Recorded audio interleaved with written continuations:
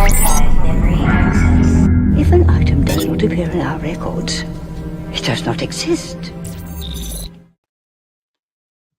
Hello there, everyone, and welcome back to our long-awaited Tales from the Archives reunion. It's been a little bit. How's everybody doing?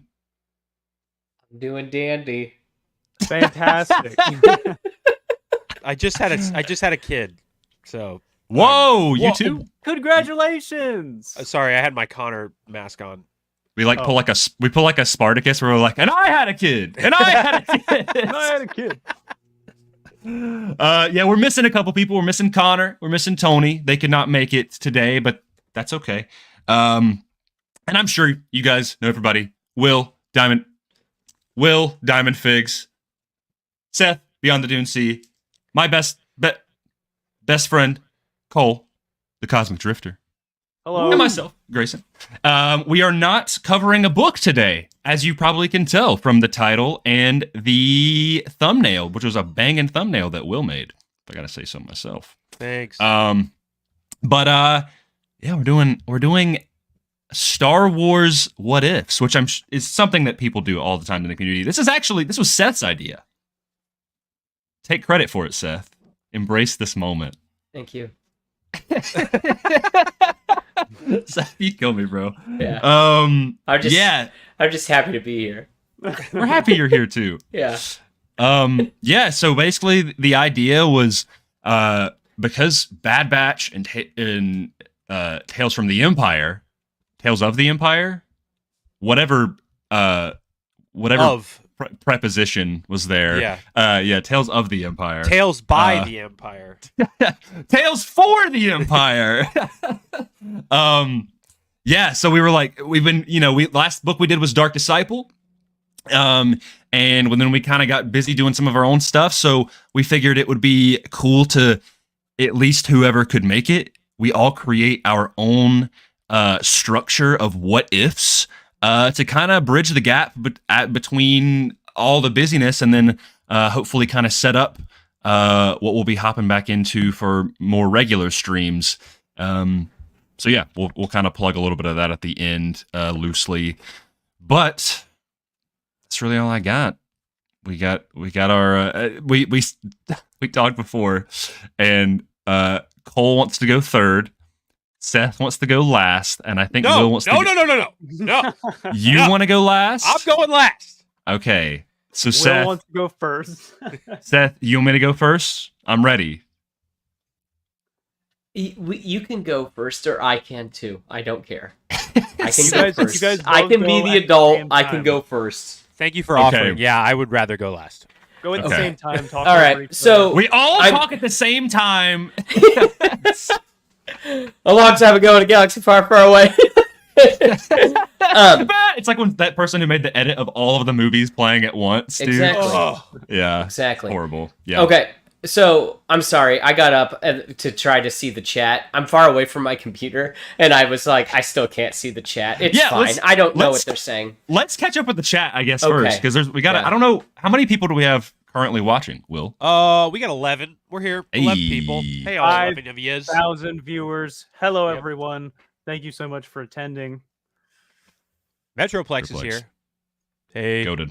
Told me Metroplex. I was going to say Retroplex. Tales from Tashi Station is here. Oh, we got something to add about that as well. Say to the end. Ooh. JT is here. Hey, JT. JT made a What up? banging lightsaber video where he was doing it in the style of Wesley Snipes' Blade, and it was sick, dude. Like, he was like swinging his lightsaber like Blade, and I was like, dude, this is gas. Oh, I thought you meant like with all like the blood coming down like at the It beginning. was of one that. He was playing the music from the like Blood Rave or whatever. It was just Yeah. kind of fire. Yeah. Chris is here. Hey, Chris. Daniel. Hey, everybody. Happy Saturday. Yes, thank you. Thank you for being here What's- on a Saturday. What's the highlights this weekend, Daniel? We just switched to sports real quick. Sir Jango Fett. This is the Jango Fett in the timeline where he has been knighted by Queen Elizabeth. Is that Jake Bartok, Sir Jango Fett? I love this art. They're good. And Cole, not Cole, but Cole is here. Hey, Cole. Nice to see you. Hey Cole, what's going on, man? From Cole, sincerely. Oh, well, You're going Thanks. first, Grayson? I guess I'm going first. Guys, can I just say before we I get said into I would be these, an adult. I'm an adult. I'd go. I'll do it. Yippee! You want to roll some chance dice for it? Ooh, I have some. I have some as well. Here, you by all means. No, they're upstairs. That'd be really foolish of me. Mine are- I'd have to mi- go away. I'd have to just like. He said I have them. Never mind. I do have them. roll for first what if? Yeah. Yeah. Okay. What color are you picking? I guess I have to go red. There you go. If I can get this darn bag open, you'll get your rent when you fix this dang door. You Guys, understand can I that just reference? Say That's while Spider-Man Grayson is- 3. Yeah. What are you gonna say, Will? I was going to say, while Grayson is opening this bag, it's just nice to see everybody face to face, you know? It is. It's It's been a little nice. bit. It It's has. nice. It has. Make sure. It's good to Okay. see you. So have we explained to the folks at home what we're doing? I know that you kind of like queued me up to do that, and then I ran away to go look at the chat, and I still can't see the chat. It's fine. There's no way I can make the chat bigger, right, guys? I don't think so. I don't think so. Okay, it's fine. Everyone's just little dots over there. Like it's on the other side of my computer is on the other side of my room. So yeah, Yeah. yeah. No, if you want to explain it before I roll this dice. So basically, we took the idea of like the Marvel comics or the Marvel TV show, or What If, or you could go DC's Elseworlds. Yep. Basically, we all took one decision and changed it, and then where does it go? And Star Wars has kind of had a history in this. There were 3 books released called The Infinities. I think they were released before Episode 3, actually. And yeah, which the first one was what if Luke didn't destroy the Death Star? Yeah. So, Oh, yeah. Okay. Second one is what if Luke died on Hoth? Yes. And then the third one is what if the getting the retrieval of Han Solo's body didn't go as planned? So Oh, I don't okay. remember that one. it's not the strongest of the 3, in my opinion. What? So what was the one then with the white Vader suit? That's then? that one. It's in like 2 Oh. frames at the very end. That's Oh. right. Yeah. Yeah. That. Okay. Yeah. Didn't they make a Lego minifigure of that for a set, or was that leaked or something? I believe They- so. There's a black series of him.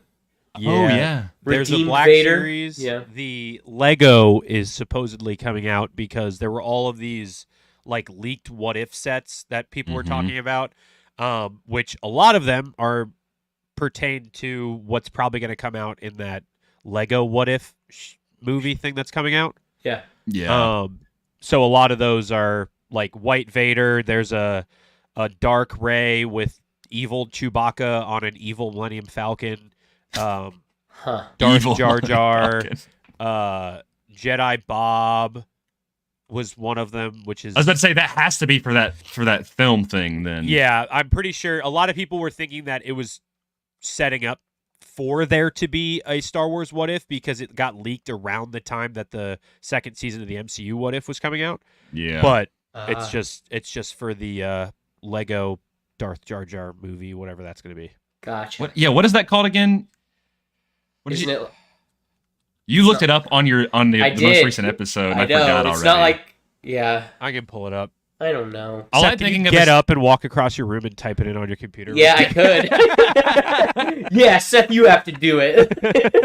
It's like those people that have the cameras like in the corner of their room when they're on like Omegle or something, and it's like Yeah. we just see like a POV. Yeah. Oh, what the Yeah, all I can think of is the Freemaker Adventures, and that was like something from years ago. Boo. Hey, it had some cool ideas. I don't really remember much about it. though. It's called Lego Star Wars Rebuild the Galaxy. Oh yes. They had Oh, the because it's like, like rebuilding, like Legos. Got it. Oh, yeah. Galaxy like Yeah. Star Look at you, Wars. Cole. Yeah, so yeah. Cool. okay. What? I don't get. So We- when we it's just like talk about- rebuilding the galaxy, it's like with Legos you build and it's Not like Legos, more like galaxy. Mega Blocks, really. What's that? Mega Bloks? What was Star Wars again? We'll see you guys later. Have a good one, guys. So I'll just start with my what if pitch. Oh, I was gonna roll the die. Then do it. You're red. You're red. I won't use the force on it. Oh, I was about ready to. Your favorite character, Qui-Gon. It's been a little too long since I've got to make that joke. You are up, Seth. I thought Lovely. You froze. Show the audience. Bull. Anyway. We also didn't see the roll, so Exactly. That's what I'm calling bull. You could just I guess it's red. Like a Two-Face, bro? You want to I get guess my it's camera? It's red, dude. I made my Okay. own luck. Exactly. All right. Okay. So to tell everybody, to tell the chat, to tell you guys. So I wrote this up. I've been cooking this up for quite a while now. I love it, yet I hate it at the exact same time, like straight up. Like there's things I really like about it. There's things I don't. So I kind of just wrote out bullet point. You can't even, no way. That you can't see that. That's fine. I wrote out a bunch of bullet points, and so we could stop and talk. So if you guys have questions about stuff, please ask me, and I will try to explain it. But I think it works for the most part. So I think our plan is definitely like one. You will say yours, and we'll let you just go off, and then we'll all talk about it, right? We'll all critique it, what we like, what we maybe could like chime in, improve and we'll on. do that we'll do it for everybody's, right? Okay. All right. Well, here's where the fun begins. Woo. Even in a long time ago, in a galaxy far, far away, there's a prism of endless possibility, where a single choice can branch into infinite realities, creating alternate worlds from the ones you know. I am Seth, from beyond the Dune Sea. I am your guide through these vast realities. Follow me as we ponder the question, what if? I love it! Do I sound okay? That's so gas. Yes. Okay. Dude. All right. Okay. I leaned forward. So, Ahsoka Tano, sent to deal with a crisis on the planet Mandalore, now faces her own moral crisis.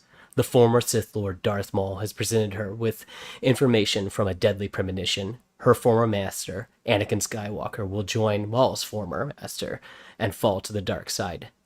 She now chooses to join with Darth Maul to attempt to stop the revenge of the Sith. Okay. Okay. So now we bullet pointed up, okay? And feel free, you can stop me at any point. I'm just gonna slowly go through these and kind of talk about the bullet points, okay? Okay. All right, so first, Maul convinces Ahsoka to join him, then causing a ceasefire on Mandalore. Maul and Ahsoka regroup on her Vindicator-class Star Destroyer. While they are trying to reach the Jedi Council to talk to Yoda and everybody, all of a sudden, Order 66 happens.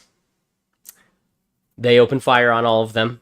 Ahsoka, Maul, Gar Saxton, and Bo-Katan, and a couple other people are able to get on a Fang fighter and get out of there. Okay? They all of a sudden then hear a distress signal. They find a blockade runner, and they run into Obi-Wan and Yoda and Bail Organa. Okay? They then realize, oh my gosh, the temple's in array. That's the First Order business. So they go back to the Jedi Temple. So, and they get the signal beacon turned off, and they, reset it still, just like Revenge of the Sith. Mm-hmm. In doing so, they all kind of become a D&D party. So, like, Yoda becomes the wizard. Obi-Wan becomes the knight. Ahsoka's the ranger. Maul's the undead knight. Bo-Katan's the warrior. And Gar Saxton's the soldier. Okay? Oh, I love that, dude. Yeah. Very cool. But, then they decide to do the thing that a D&D group should never do. They split up. Okay? Vader still meets with Padme, and he's still sent to the Mustafar system. Yoda, Maul, and Gar go to Palpatine, while Obi-Wan, Ahsoka, and Bo go after Darth Vader. Okay? Palpatine rounds up all the senators and brings them to the Senate, fearing another Jedi attack. Vader is overwhelmed physically and emotionally by Obi-Wan, Ahsoka, and Bo, and he's put in the Force dampening box, the same one that they put Maul into it. Okay. Yoda, Maul, and Gar try to overthrow Palpatine, but basically he's able to spin it like the Jedi are there to attack the senators, and Yoda decides to stand down because he can't risk a fight in front of everybody. Maul, being the opportunist, then swears his allegiance and Mandalore's to the Empire. But he hopes to be able to just get close to Anakin to kill him. Okay. Palpatine sets up a public execution outside of the Senate building, complete with a lightsaber guillotine, just like Tross. Yeah. Okay. All right. When it was like Duel of the Fates or whatever. Yes, exactly. Yeah. Yep. All right. Then he's going to bring a public ending to the Jedi Uprising. Obi-Wan, Ahsoka, and Bo arrive just in time to break up the public execution. Now we have a face-off on top of and in front of the Senate building. Okay, so we're like in the, you know how there's that big overhang. They're like on the levels of that fighting. Okay, still in front of everybody. Okay, so huge face-off. Ahsoka versus Maul, Bo versus Gar, Palpatine versus Obi-Wan, and Yoda. Cue the Duel of the Fates playing while this is all happening. Okay. Yeah, dude. Okay. All right. As the villains gain the upper hand, Vader is brought to the battle, and is brought to the battle. He's still locked in his prison. Okay. Maul and Ahsoka realize Anakin's going to be the only thing that is going to be able to actually bring down Palpatine. Maul plans, so they're like, okay, we got to let him out. But Maul plans on killing him as soon as they let him out. Ahsoka plans on just freeing him. Okay. So Palpatine then begins to kind of they decide that they stop fighting. Palpatine then begins to force drain Kenobi and Yoda, just like he does in The Rise of Skywalker to Rey and Kylo. So it's making him stronger. That's when Padme's like, "Hold up, what is going on?" So she rallies the other senators and they try to do something about it. But Palpatine and all the clone troopers, they push them back and everything. No, you know your place. All right, we're dealing with this. But unfortunately, that's in the view of Anakin. And he can see now that Padme and his unborn kids are in trouble. Mm-hmm. So he then summons all the power of the Force from the light side and the dark side, and he shatters that thing open that he's inside. And then doing so, I'm sorry. I missed a spot. So Maul, he's still in there. He can see that happening. Maul and Ahsoka get there. They attempt to break Vader out, but then that's when Ahsoka realizes that Maul wants to kill him, and so that's when they actually fight. So that's where you get your Clone Wars Maul versus Ahsoka fight. Still, okay. Vader, seeing his children in trouble, summons the Force. He breaks it open. He knocks Maul back. Vader then basically becomes Anakin again. That realizes, holy crap, what am I doing? And then he rallies Obi-Wan, Yoda, and Ahsoka behind him, and Rise of Skywalker, they all force push Palpatine. Okay, boom, he hits the wall. Lots of stuff crumple behind him and everything. There's a peaceful beat where you think, oh my gosh, they won, they did it, happy ending. All of a sudden, it slowly starts to rain. Palpatine busts out of all the rubble that he's in, and he unleashes a Force storm, possibly that could threaten the entire planet. We're talking Dark Empire. It could swallow Coruscant. Yeah. Okay. So Maul and Gar, they're not stupid. They flee. This is when Maul's like, "This truly might be the revenge of the Sith," as he's running off. Okay. Anakin has a premonition of the future, but this time it's a positive one. And unfortunately, he's not in it. He knows what he has to do. And he ends up tackling Palpatine off the Senate building, and it kills both of them. Anakin dies along with Palpatine. He fulfills the prophecy, brings balance to the Force. Padme still has the twins. They are born. Yoda, Obi-Wan, and Ahsoka start a new Jedi Order. Maul still starts the crime syndicate, and Bo is elected Mandalore. And there you go. Yeah. That's it's so cinematic. I love the way that you bring that across. I could fully visualize the whole thing that you were saying. Yeah. And everything that as far as I could tell, everything that the characters were doing felt very much in character. Yeah, I completely agree. The only point that I was like peculiar on was this. I think this is my only question is when they go to fight Palpatine when they split up, right? And Maul, it was Maul, Yoda, and Gar Saxon. Yeah. Okay. Actually, so it's two points.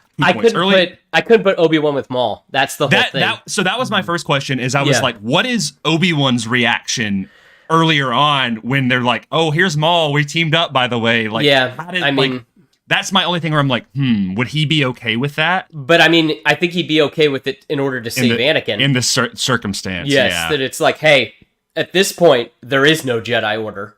Like, we have to, like, very Lord of the Rings, our list of allies grow very thin. That, we have to work with who. It's also a good point, because, like, even Obi-Wan and Anakin in Clone Wars, there's that episode where they team up with Dooku because of the situation that they're in, when it's like, that makes sense. And again, I tried to keep them away from each other as much as I could. So, and I feel like that even in the temple, I don't see them fighting alongside each other. I see them in different spots in the temple and stuff like that. Because like you said, Maul's the opportunist, and I like the idea of like maybe Maul when they do decide to split up. Maul's like, I'll go help fight Anakin, right? Because he wants to kill Anakin, and then Obi-Wan's like, no, you're not doing that. Like I'm taking care of that, and Maul is like, fine, like I'll go.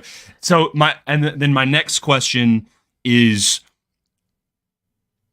Maul only interested in killing Anakin, or would he want to also kill Palpatine? I think ultimately he would want to do that as well. I think this is just a means to the end, where it's like, all right, if I can get rid of, like, Anakin's going to be the most powerful of all of us. If I can get rid of him first, then I can deal with Palpatine later. Yeah. And I might as well team up. Like, I don't love it. Like, I really feel like it kind of I think it's great, dude. Yeah, I enjoyed it a lot. Like, the thing I don't like about it is that, like, it starts very Maul and Ahsoka-centric, and then they get lost, and then it becomes Maul and Ahsoka-centric again, like, towards the end. No, I feel like that's the anchor of it. Yeah, that's the thing I don't really care, is that I'm like, it should be their story, yet it's only, like, 2/3 of it is their story. In the middle, like, it gets kind of bogged down by Yoda and Obi-Wan, because I think that they're going to listen to Yoda and Obi-Wan. That's the whole thing. They're not going to, try and pull rank or whatever. Yeah, it's the fight for survival. It's true. So, yeah. Yeah, that was really all my points, and I mean, the way you explained it makes complete sense. I love it. Will, would you want to pull up some of the comments, because you're getting a lot of? I know you can't see it, Seth, but you're getting a lot of praise. Cool. So JT says he loves the EU references in that. Yeah. Dark Empire thing, very cool. Yeah, I love Dark Empire. The idea of a force storm, and I love the idea of like the rain slowly falling and everyone's looking up, and it's like there's literally this storm that could swallow the entire planet. Well, also the what if intro. Yeah, I think of course, very inspired. Like I was like, oh man, I'm into this. I'm here for it. Okay, cool. I figured that you all wrote that, to be honest. No, dude, you cook with that. Oh, okay. Honestly, I wish that I knew you were going to do that, and I would have had you record it on like iPhone audio and put it into the intro. Oh, yeah. Well, I wish I knew, because I didn't even think of that. Gotcha. Especially because of like how you switched the intro to like more Star Wars, but it was very cool. I loved it. If we do this again, definitely going to have you as the bald watcher. Yeah. Doing all this. Whoa! Look what he did. What? I think it's a Mac. It's a Mac exclusive thing. Okay. I was like, I'll go back up as well. Jar Jar Jargon brought up something. If you guys don't know him, he did like that little animated Heir to the Empire trailer. Yeah, very cool. Yeah, he said, "Yo, is this an ongoing series? And what book are you guys reading?" What book we're reading right now is The Living Force. The date determined for the live stream is a little up in the air right now. We'll kind of fill you in on the end of that. This What If thing is not planned as an ongoing series, but if people like it enough, I would be happy to make it, every once in a blue moon, we drop another What If thing. Like, yeah. But yeah, there was a lot of people, Tales from Tasha. I love that, Seth. Yeah. Metroplex says, I'm so sad right now. Seth, when is the short film coming? Yeah, dude. When's the short film coming, bro? I don't know. How do we make that? We need to hit up somebody who, Yeah, it'd be a big task, but it'd be It sick. would be. Yeah. would be. I felt like I kept it pretty grounded though, for the most part. I agree. Yeah. Is I feel like that, like, again, as you guys said, like I really thought about like the decisions the characters made. Yeah. And again, the big one was Maul and Obi-Wan. I'm like, all right, I gotta just try and keep them away from each other, because other than that, like, I also that like was really Yoda. At first, I was like, oh, Yoda's like not gonna. The last I forgot the one thing was when Yoda, he kind of like he backs down. He doesn't want to fight the Emperor in front of the senators. I was like, oh, that's interesting. That's really cool, because that is something like Yoda wouldn't want to actually paint them in the light that Palpatine is trying to paint them in, you know? Yep. And then Maul, I was like, oh, Maul sides with the Empire, but I'm like, when you think about it, Gar Saxon and Rebels sides with the Empire, and Maul is like that, you know? Well, what I also like is that, like, so all the senators are there too, and then Maul has the Darksaber. He kind of speaks for Mandalore, so that's what I kind of like about that, is it's like him just being like, you know, that like, I swear my allegiance to you, and so does Mandalore. Who does have the Darksaber? Because he does. He just left it at wherever. He didn't bring it with him. At least I have to venture a guess that's what's, because Ezra finds it in his little house or whatever.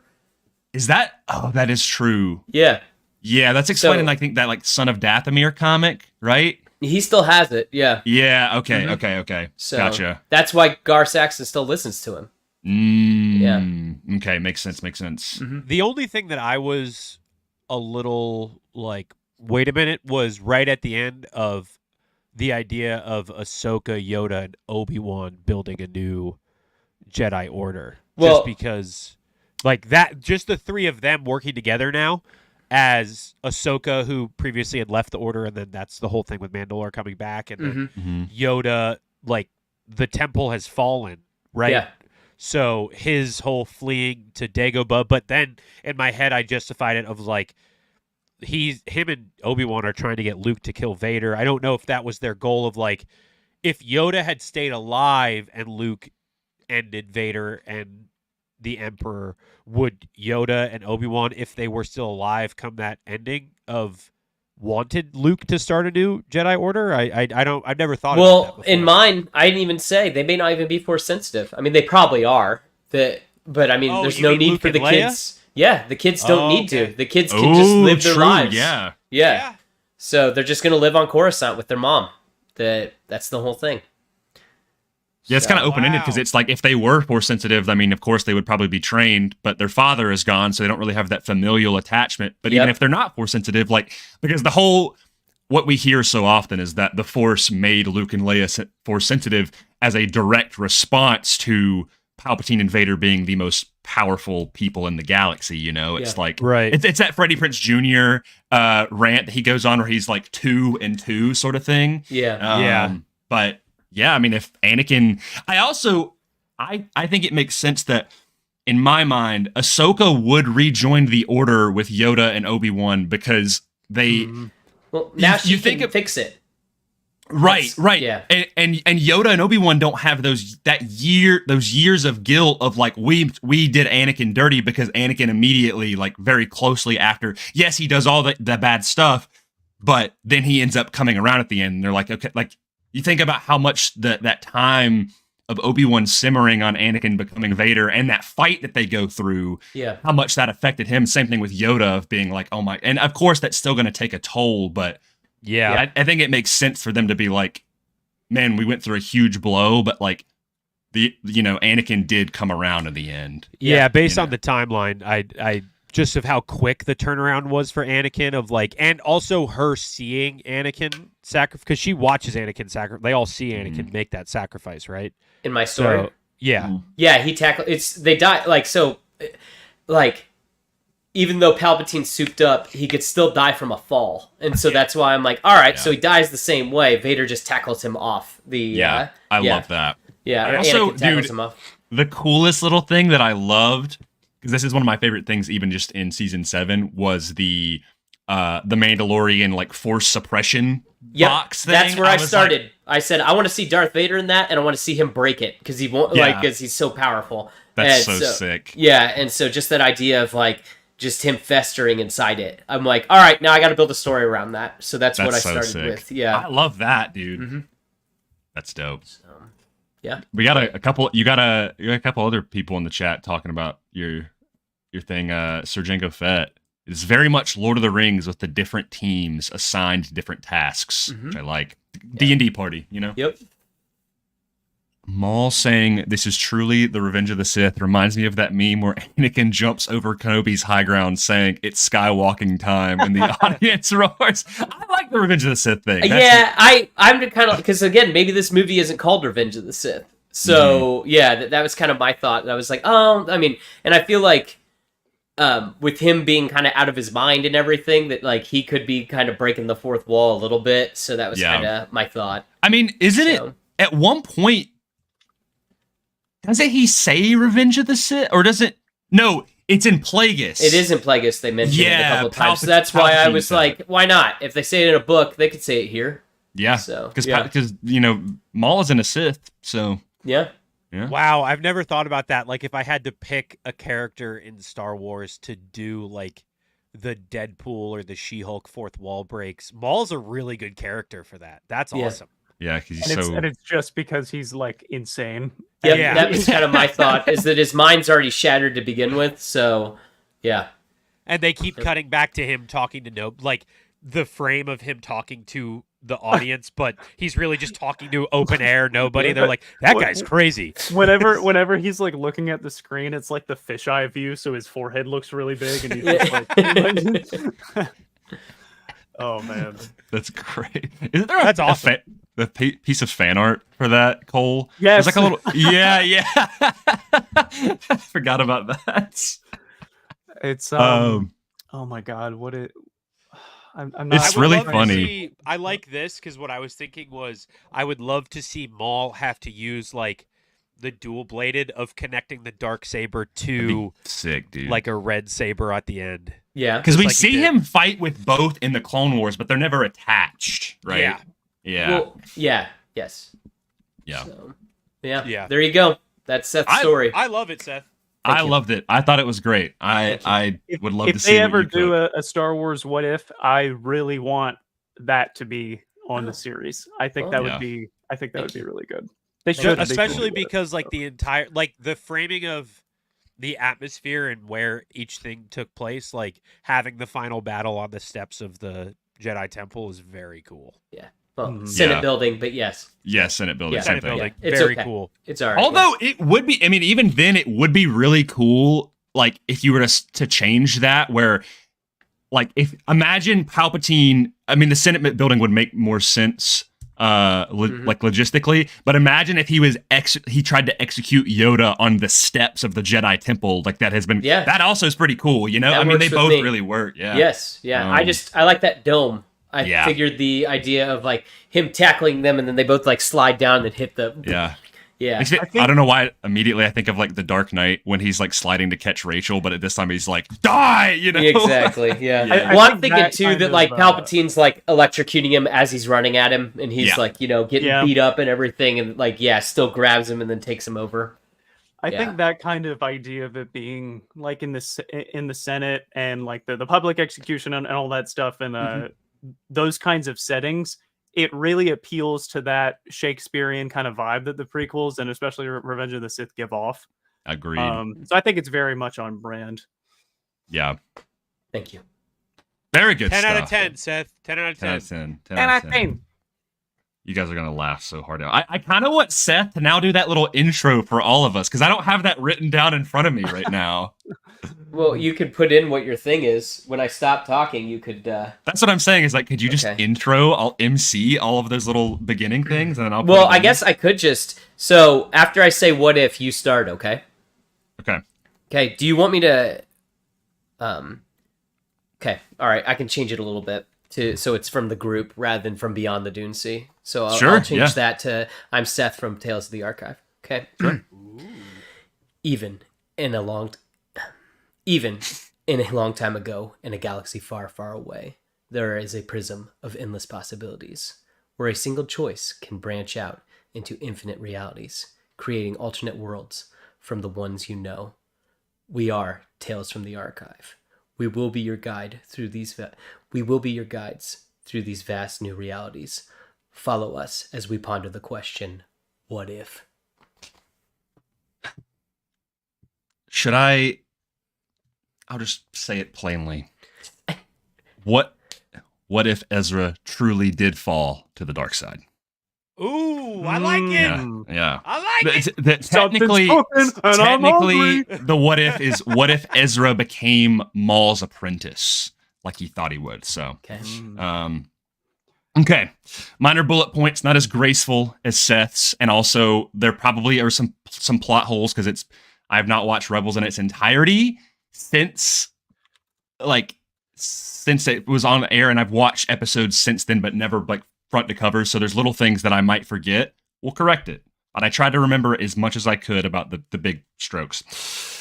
Post Malachor, post season 2, when Ezra gets the holocron, he's using that information and he is growing more tempted by the dark side, kind of like we see in the show. And just like in the show, he begins using the Force in darker ways on the Empire. Think when he took control of the ATDP, I guess is what it was, and started like killing their own troops, using it in that dark and twisted manner.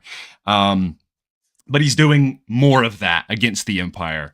And of course, Thrawn comes into play, and Thrawn really is creating this great opposition against these rebel cells. So his rise and his terror on the rebels is leading for Ezra to grow resentment towards the rebels for not taking extreme enough measures. And so he wants to start taking more extreme approaches, which is where he actually starts to side more like a little bit on the side with Saw Gerrera, with his kind of more terrorist-like actions. Of course, Maul comes into the picture. And so eventually Ezra getting fed up with the Ghost crew, being tempted by the dark side, and just Thrawn punishing the rebels in general, he ends up abandoning the Ghost crew for a little bit, and he lashes out at Kanan and Sabine, especially, who try to stop him. Think the fallout in Batman the Animated Series when Dick Grayson kind of quits being Robin against Batman, like he kind of throws down a little bit with them. Not a straight up lightsaber fight, but he goes to seek out Maul. And Maul is of course thrilled to make Ezra his new apprentice. So him and Maul start also seeking darker ways to enact vengeance on the Empire, again lining up with Maul's goal to kind of retaliate against the Empire, Vader, Palpatine, etc.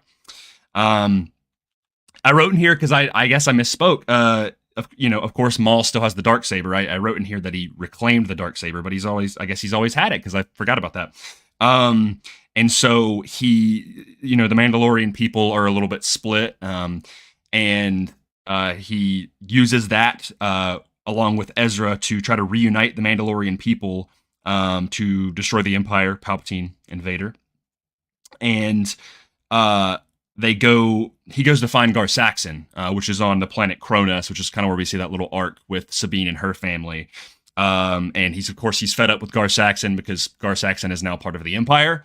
And so he executes Gar Saxon, kind of similar to Pre Vizsla, and rallies a lot of the extremist Death Watch Imperial Super Commando people. So especially those Mandalorians that begin working with the Empire, and he's like, no, you follow me now. Of course, Sabine and her family and a few of the Mandalorians end up refusing Maul's leadership. And Maul kills Sabine. He punishes her, but Sabine is the first one to speak out, and Maul kills Sabine. And of course, Ezra does not like that. So this is, it's pretty this takes over a period of time.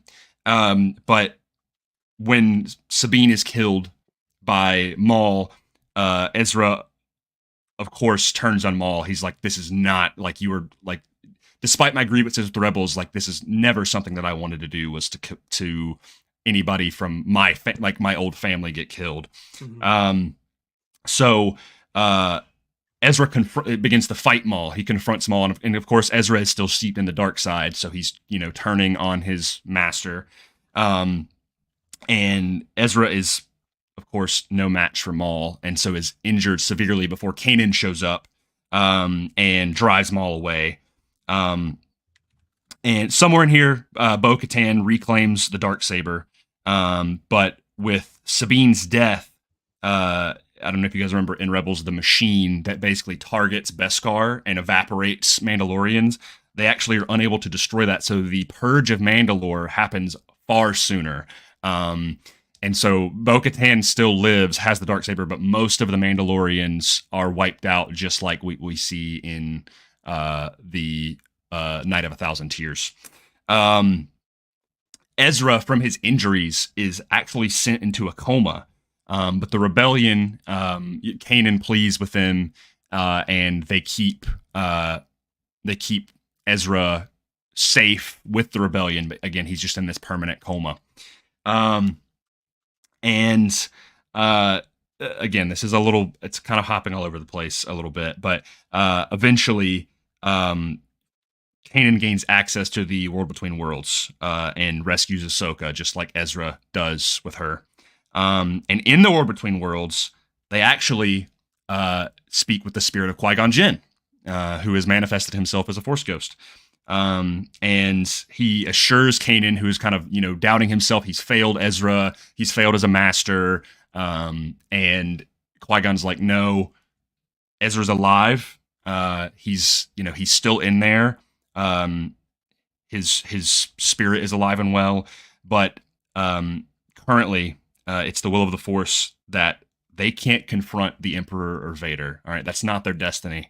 There's only one that can truly save the soul of Vader. And so, even though they are with the rebellion, they are Jedi or whatever Ahsoka determines herself to be, they can't do that. And of course, Ahsoka already had her confrontation with Vader. So has Kanan. They've met them. And a little bit differently from the show, Hera is actually not kidnapped like she is in the show, and Saw Gerrera is the one who ends up sabotaging the TIE Defender project. And when those fuel canisters explode, a ton of Lothal people are killed in the process. So that's kind of like the final nail in the coffin. Like the rebels, like we are not associating with Saw Gerrera, but it does destroy the TIE Defender project. So it's supposed to be kind of like a dark inverse on Kanan's humble sacrifice. It's Saw Gerrera has this, like, he loses a lot of his people, but also a lot of Lothal is destroyed, or at least a lot of Lothal people are killed. But the Battle of Lothal still does happen. The rebellion is not going to give up on Lothal. Of course, I should mention, Ahsoka was put back through the portal just like as she was. And I think it'd be interesting as well, I didn't put this in here, but that Kanan tries to, similar to how Ezra wants to save Kanan in his sacrifice, Kanan is tempted to try to stop Ezra, and especially try to save Sabine. The loss of basically a daughter figure, but Qui-Gon Jinn avoids, tells him, he's like, no, you can't do that, basically. In the Battle of Lothal, Kanan ends up doing the exact same move that Ezra does to Thrawn, and their blitz to Peridea. Ezra, in the coma, is unable to be present in the Galactic Civil War. He is in the galaxy, but he is in this permanent coma, and so he is like, he's just like, they don't have that Jedi, and of course Kanan is in another galaxy, and that is the living force's will, that only Luke can confront Vader and the Emperor, and so Ezra is unconscious for the entire tenure of the Galactic Civil War, and he awakens a little bit after the Battle of Jakku.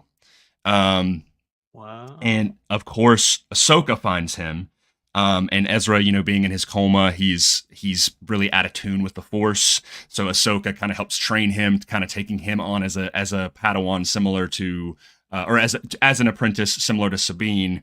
And together, they go searching for Kanan.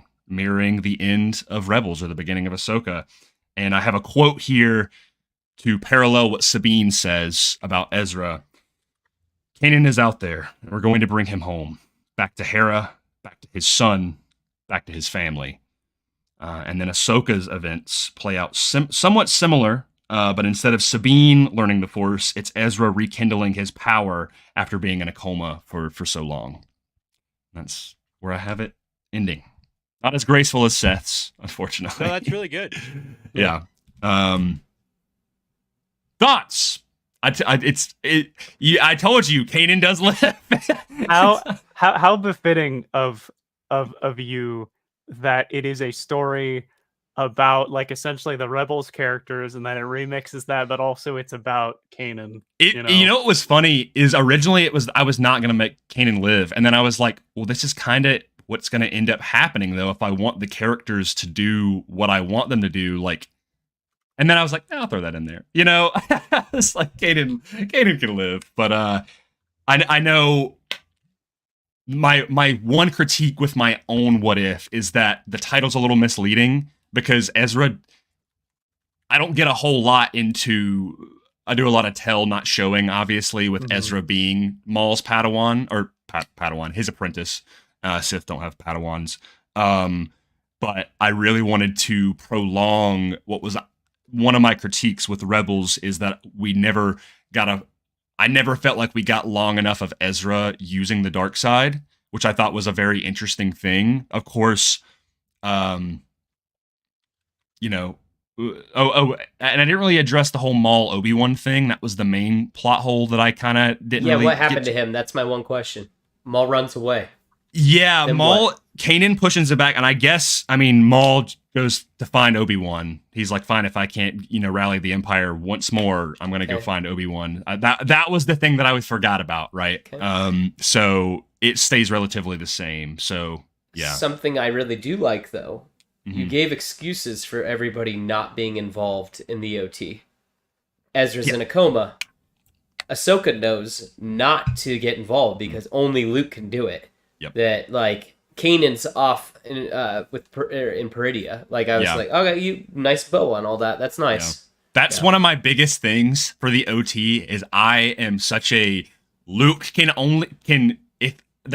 yes, I know it's conjecture on Yoda's part, but like truly I want Luke to be the only predominant Jedi for the rebellion. Like there has to be reasons specifically why. Because one of the biggest things in canon that always bothers me is, yes, Ahsoka, like why didn't Ahsoka rejoin the rebellion? Because clearly she's out there. She gets placed right back in the same timeline. So I'm like, I like the idea of Qui-Gon being like, you've already faced Vader. You can't do that. Someone else will come along that will redeem or will confront them, not redeem them. I do like the idea of that the Force manifests itself as Qui-Gon Jinn. I feel like that's a fitting moment for him.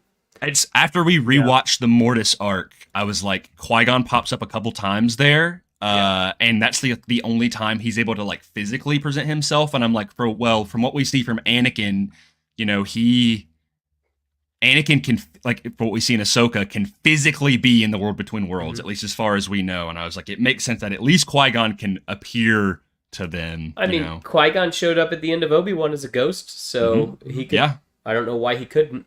It's the same. Like, what is that thing that Force ghosts can make themselves seen when they are ready for the person. When the person is ready for them to be seen, Yeah. It's that Sam Witwer thing of it's a two-way street of his example is at the beginning of or at the end of A New Hope, he can only hear a faint voice of Obi-Wan, and then at the beginning of Empire, he can kind of see Obi-Wan presenting himself, but then come time for Return of the Jedi, they can sit down and like have a cup of coffee on a log. Yeah. It's just how open the person who is viewing the Force ghost is in conjunction with how the Force is showing it to that person. It's like your door has to be open as well to even receive that Force ghost in its entirety. Yeah. It's cool. Yeah. I know I like Seth way better than mine personally, because mine is a little, I would say, fanficky, where it's like, oh, Kanan gets to live. but I mean, also they're all I was like, fanficky. Like I was that's gonna kinda say, the way it mine works. read like a comic book. Like, I mean, like Yeah, it was, I guess. it was. So I also wanted to make sure I was like, well, if someone is going to live, someone still has to die, right? There has to be that kind of swap, like that balance. and I was like, I like the idea of Sabine being the reason why Ezra kind of wakes himself up. He's like, yo, what? Like, we did not agree to this, Maul. Right. Um, I do Yeah. that a lot. thanks. What's Chopper doing? Oh, I don't know. Probably teams up with Saw Gerrera. No, I'm just kidding. Okay, I just Yeah. curious. No, I'm kidding. No, it's No. revealed that he was Saw Gerrera's puppet master the whole time. Gotcha. Chopper funny what if. got Tech killed. No, I'm kidding. I wanted to also double down on the fact that I was never like a Saw Gerrera hater pre-Bad Batch, but now a lot of people really dislike him because, you know, he is a main reason why Tech ends up dying in that show. And so I was like, I want to have more moments of Saw being, you know, going a little too far, right? It's easy to make Saw the villain because Yep. it's the other side of the coin of the rebellion of we want to get this done, but kind of We like don't- the We don't want to the be like Lutheran them. rail Mm-hmm. of Yeah. it all of like I'm living to see a sunrise that I'll never get to see, and then like yeah. him having to do the hard thing of, even though is the hard thing always the right thing, that's the question, but Saw Gerrera is the other side of that, where like the rebellion in terms of like the rebels, like the Ghost Crew, are kind of like the morally good, and Mhm. Saw Gerrera is like the morally good, but will do the thing that he's like, whatever the first option is of like, doesn't matter how many casualties. So it's easy to put him as the antagonist, kind of almost in the Maul situation too, where like Yeah. in yours, Seth, where Maul's goal is to kill the Emperor. That's a good thing if the Emperor is done, but Yeah. Maul is not a good person doing it. Like Yeah. it's cool how they both kind of fit into that antagonist, like, well, not really antagonist, but not, I wouldn't want to call him an anti-hero either, just kind of that Yeah. like that pinpoint in Star Wars. His POV is like why that conversation in Siege of Mandalore is so compelling. Of you're like, oh, like, man, maybe he's got some points, dude. Like, I know Yeah. Maul's done some bad stuff, but like when I mean, we think about it, like, I mean, this is the basis of yours, but Ahsoka was going to join Maul until Maul was like, I'm gonna kill Anakin, you know? You lie. So yeah. It's just like, yeah. I like so that a good, lot. dude. Thanks. Thanks, man. Let's see what the chat has to say. First off, member chat from this guy. What's up? Thanks, dude. What's up, Andor Most lover? handsome Whoa, live I stream love that ever, guy. Tony says. We met him. We know this guy. Yeah, unfortunately. What? Seriously, Star Wars. Hey, gents. What's up, dude? Thanks for being here. Hold on. What I mean? Quinlan Voss says, "What if Jar Jar was ate by a big goober fish?" With huge teeth? Tony says, "Leave Maul alone, Seth." I don't know what you did to Maul, but I was about to say, I don't think we did anything to Maul. Like, I was gonna say, in fact, I think I made him a better character. In mine, wow. gave him more to do. I forgot you do hate Maul. I'm just kidding. He's just not the best. Tales He's from Tashi awesome. Station says it's Luke or Leia that can turn Vader, or both. No one else can bring him back. You would disagree with that? Haven't you heard that like Tumblr post that it's like Obi-Wan Yeah. and Ahsoka cut both of him, but only Luke could remove the mask? I Okay, love but it, what dude. if it was Obi-Wan and love it. Ahsoka at the same time? You know, Thank like they you. were both there. I mean, That's kind of the basis of mine, is that if they're Yeah. both there, that they Yeah, there you could go. like emotionally and physically overwhelm him and get Yeah. him into the box. Yeah. Mm. I do think Anakin would be a little bit peeved at Obi-Wan for the whole limb taken. If him and Ahsoka showed up at the same time to be like, "Hey, man, we just want to talk," and he's like, "The last time we just wanted to talk, I turned Yeah. out like this." Yeah. Yeah. Well, but in your what if, Steph, Anakin is still like, I mean, he's Vader, but he's not He's whole. Robo suit. Yeah, No. yeah. He's yeah. whole. Okay. Yeah, because that really, I'm thinking it's pretty like again, they're able to overwhelm him more emotionally than they do Yeah. physically. Yeah, and that's how But- they can get him into the box, basically, because they I make also- him question what he's doing. They make him like, yeah, I also like that it was Palpatine seemingly to him harming Padme, that he's like, which I Yeah. guess we kind of share with that as like, Maul harms Sabine, Palpatine harms Padme, and we're like, no. Yeah. know? yeah. Yeah. I dig that a wakes us lot. up. I Yeah. also liked in yours, Grayson, how like Ahsoka takes on Ezra as her Padawan, Mhm. kind of the same way she takes on Sabine. But the whole thing with Sabine was like she was scared of Sabine's ability to like get angry and like Mhm. use her rage, and Ezra, who has already fallen to the dark side Mhm. and then came back from it. It's just that parallel was cool between the two of their characters, and them still becoming Padawans for Ahsoka. Yeah. Thank you. Again, it Yeah. feels like very, very faithful still. I It like really how- is just like a flip, like a mirror flip of like things could have just happened a little bit differently, Yeah. It's cool. Yeah, I also was like the idea for Ezra is like, okay, Sabine struggling with like she's one of the most weakest Force users ever, right? Or at least in terms of her gateway to being a Force user, versus Ezra of being like, I want Ahsoka to kind of teach him. I want him to enter his like Zen phase kind of thing, kind of like what we see in Ahsoka, But instead it's okay. Well, he's been in a coma for so many years. He got really messed up by Darth Maul. Now his master's gone, and it's like he's got to like really get back to be. And of course, a lot of that happened because of his actions. So there's a lot of like recentering, and I feel like if there's, a person that he knows, Ahsoka is the one to do that. And maybe what Ezra goes through also additionally helps Ahsoka turn into Ahsoka the White, Well,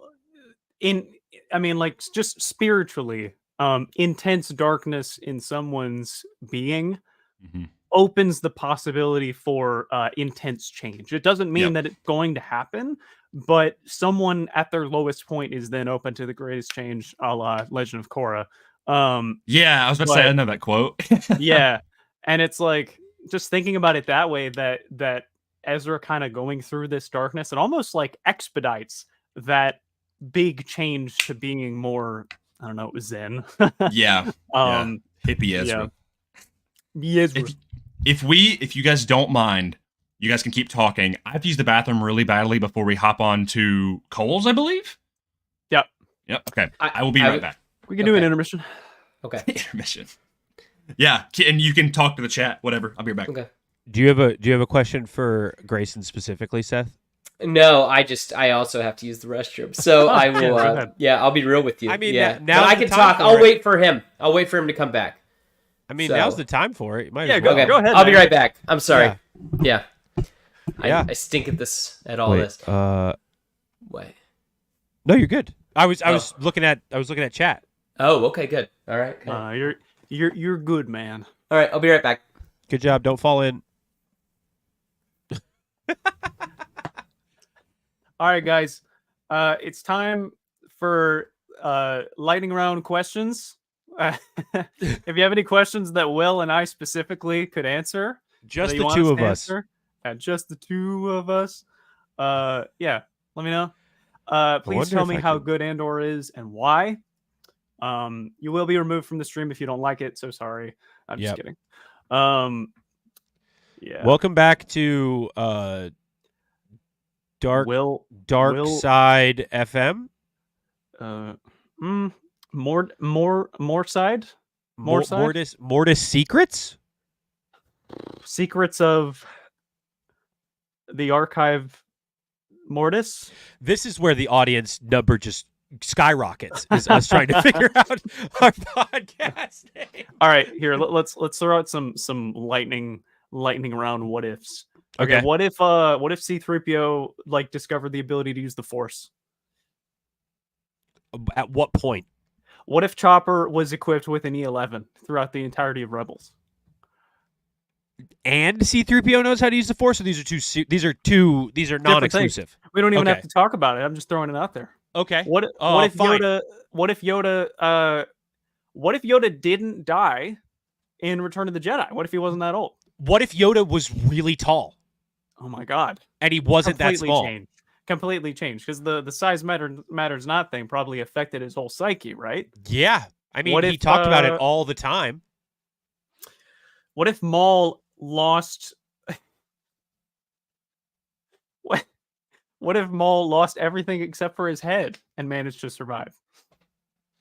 And he's like Nixon in Futurama, where That's exactly what he's like. He's found on he's found by Savage as just like this like rolling jar.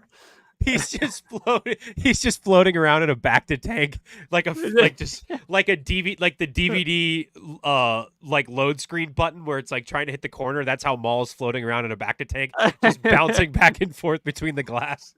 Metroplex says, "What if Jabba was a skinny legend?" That's a good one. He'd be a lot faster. Grayson said he's back in the. Oh, they're both back. Been All right, sitting here guys. like, Don't worry about it. Don't worry about it. We're just talking. Sorry, we were just taking care of some business. Gotcha. Well, you don't want to spoil too many what ifs.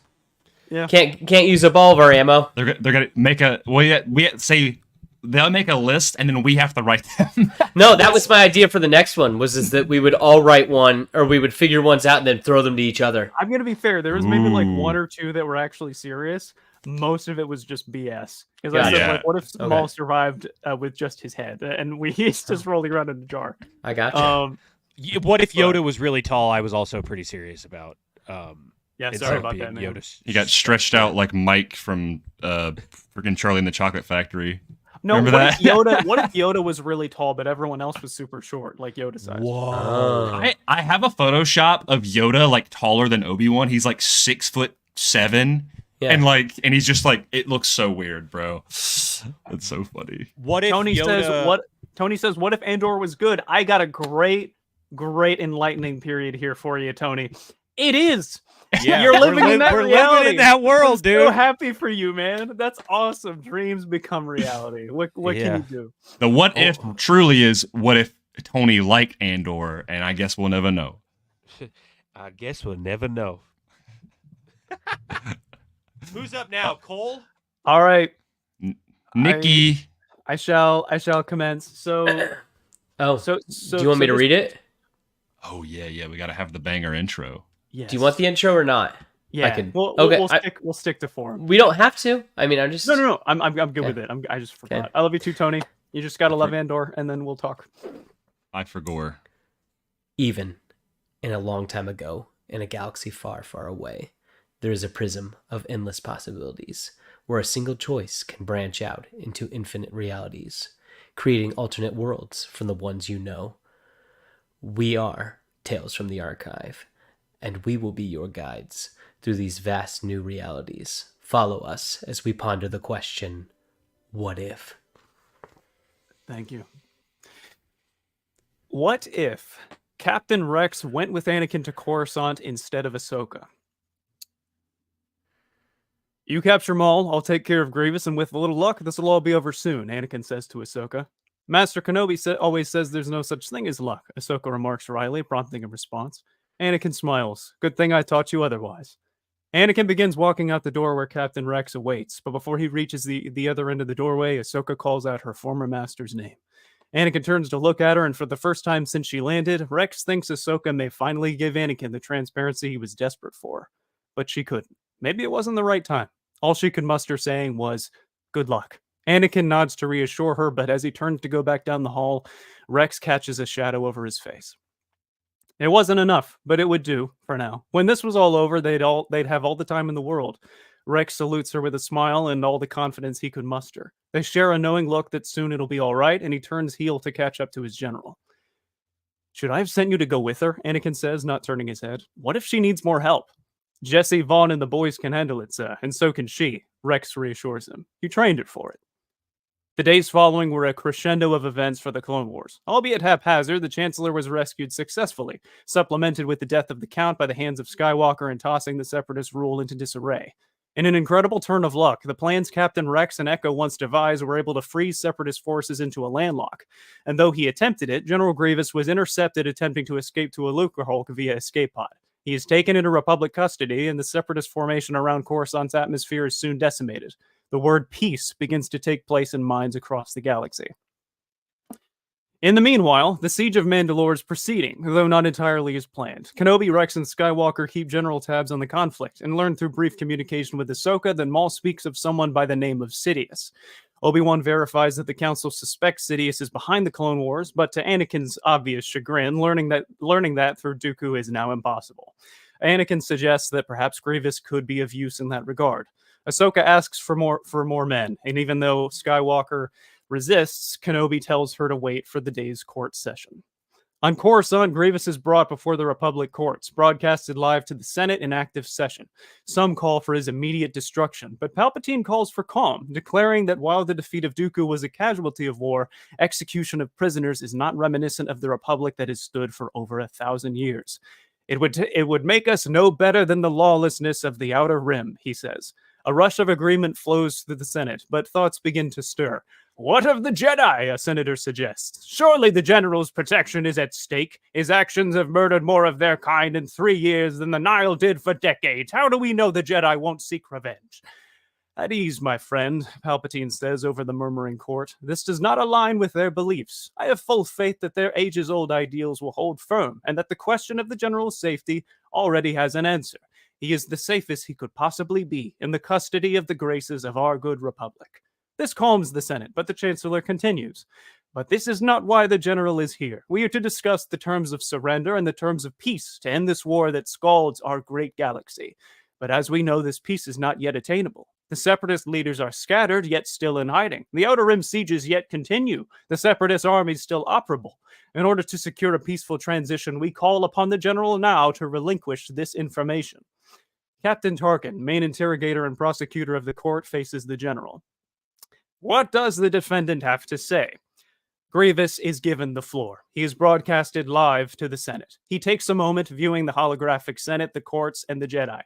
When his eyes fall upon the latter, he begins to laugh. His subsequent cough, running through HoloNet servers, echoes in the Senate chamber. The boogeyman of the Clone Wars now laid bare for the Republic to witness. In chains, yet remaining undeterred, amused even. There is nothing for me to say, he says, only that to be here among you all, closer now to the Jedi Temple than ever before, am I filled with joy. Even in custody, you fear me, and now you hide behind your senators, Jedi.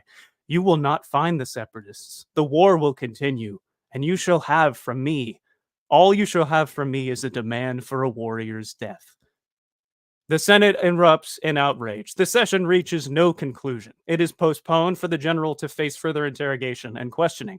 He is secured within the deepest levels of Republic prison, never to be visited unless for case-related inquiries. For a time, the idea of peace begins to fade. The war continues and the Republic is still spread thin, and Separatist leaders remain unseen. Someone commands the army from the shadows. The Council suspects it is the elusive Sidious, of which Grievous speaks nothing of.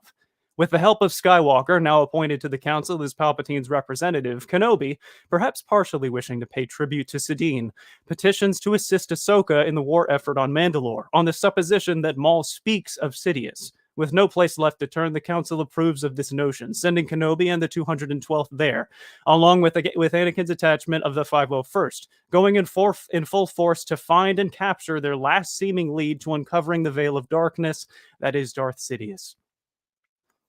Rain falls on a dark night of Coruscant. We see Commander Fox look up from his terminal. Someone speaks, but we aren't sure who. Fox allows this person to go through, down into the prison, further into maximum security. We witness Grievous's room. His body is detached. Insultingly, only his torso and head, the only pieces with his organs intact, remain, as he is suspended from the ceiling. Ironically, almost torturously, his room overlooks the Jedi Temple, always in the distance and in his front view. He stares at it through the stormy night, with malice indeed, but with pure intent and focus. Even in this impossible state, he waits for a moment to escape. When the moment arises, he will take it and go to the Jedi Temple and die a warrior's death, befitting of a son of Kali. The Separatist cause does not matter. It never did. Only the death of a Jedi by his hands has brought him purpose in these past years. He will run no more. He will fight, and he will die, given the chance. His back is then illuminated as the door to his chamber opens. Someone walks in behind Grievous, and they come around to face him. Their shadow overtakes the silhouette of the temple from the viewport. They are cloaked. They ignite a lightsaber, and it illuminates the room in a vibrant green light. So too is this shadowed person's face brought into Grievous's view, and his eyes widen in recognition. So that would be that then. For the order, the figure's voice says, and they cut Grievous clean in half, right down the middle. For the order, this voice repeats as the camera footage is played, obscured for the Senate. The voice is garbled by a modulator, the assailant unknown, but the Senate is convinced. The Jedi have plotted and succeeded in their revenge, continuing the war as the warmongers the people believe they are to be. Though the Council attests to not having knowledge of this, the public is unconvinced. They call for action. Appearing as if he has no other option, Palpatine begrudgingly issues an order to the Galactic Republic's clone army, not to kill the Jedi via Order 66, but to detain them until further notice. The faith in the Jedi is further lessened as some resist this order, but ultimately, the order is imprisoned, the light being suffocated by the iron heel of darkness. That's all I have written. But... Dude... What do you think? You got before we say anything, pull up the comments right now because people are eating this up right now. Really? Dude. They like this? Specifically, Connor has made his way into the chat. Metroplex says Cole finna get this stream copyright claimed while you're reading it. Let's go, baby. Cole in his bag right now. Connor says, I'm so glad I chose now to get gas and tune in. And then he says Cole has 24 missed calls from Lucasfilm during the time it took for him to read this. Yeah. Oh. That bit. Seth, you had your hand up. Sorry. Yeah, I totally thought that it was going to be Barriss cutting him down, and she too. was going to let him. That she was going to let him into the temple, and that was going to be her like I thought instead so of too. bombing the temple, like letting him into it. Yeah. That's Yeah. That's good. So. Do you want to know who it was? Is it Sidious? It's Palpatine, right? It's Palpatine. Yeah, playing both sides. Wearing a Yeah. voice modulator, making it as if the Jedi are doing this whole thing. And he's like, well, I won't execute them, but they have to be detained. I can't trust them, you know? Yeah. Yeah. Um, Okay. and, I only. Oh, go ahead. I only got so far as to like kind of setting the stage because obviously like there's a lot that's going to happen after this, but I was like, I gotta stop or This is a part one. I want a continuation. Absolutely. Because that was sick. The only thing, my only critique with the whole thing is Rex going with Anakin. That we can rework it.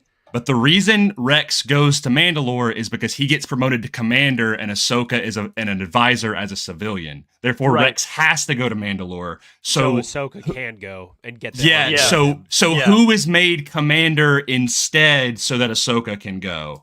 I had assumed Jesse, since Jesse took command after Rex. Sure. And so I was Okay. like, okay, so what if they decided like, you know, Rex he's needed to rescue the Chancellor. Like we can't risk him, but Jesse's one of my best guys. Like he'll go with you. Vaughn is a captain. He'll go with you, you know? Okay. My personal critique is that the reason why like I had a problem with like I was rewriting, I was like, oh dang it, because all of the prompt is because of like what if this happened, but like once that thing with Rex happened, he's no longer in the story, and so it feels misleading. Pull up Connor's. This is literally Connor's text. I also love how expertly you made a story about Grievous with the red herring setup about what if Rex goes with Anakin. It's literally just my brain that's like, I'm just gonna gas Grievous up for, you know, it's another chance. But like I still tried to make it in character with him, you know, and like not to make him like I was just like, this is probably what he would do in this situation. Just go like, you know, you can't kill me. I demand a warrior's death. You know, all that stuff. I love the visual of his just torso and head watching out a viewport, just being tantalized. I was like, that is so cool. Good, Seth.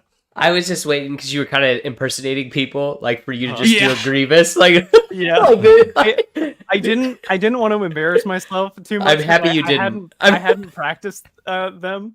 Yeah, but I knew that when I was voicing like that random senator, I had to just emanate my inner Phantom Menace and just like or like Clone Wars and just someone go and like send the whole Senate into disarray and all that jazz.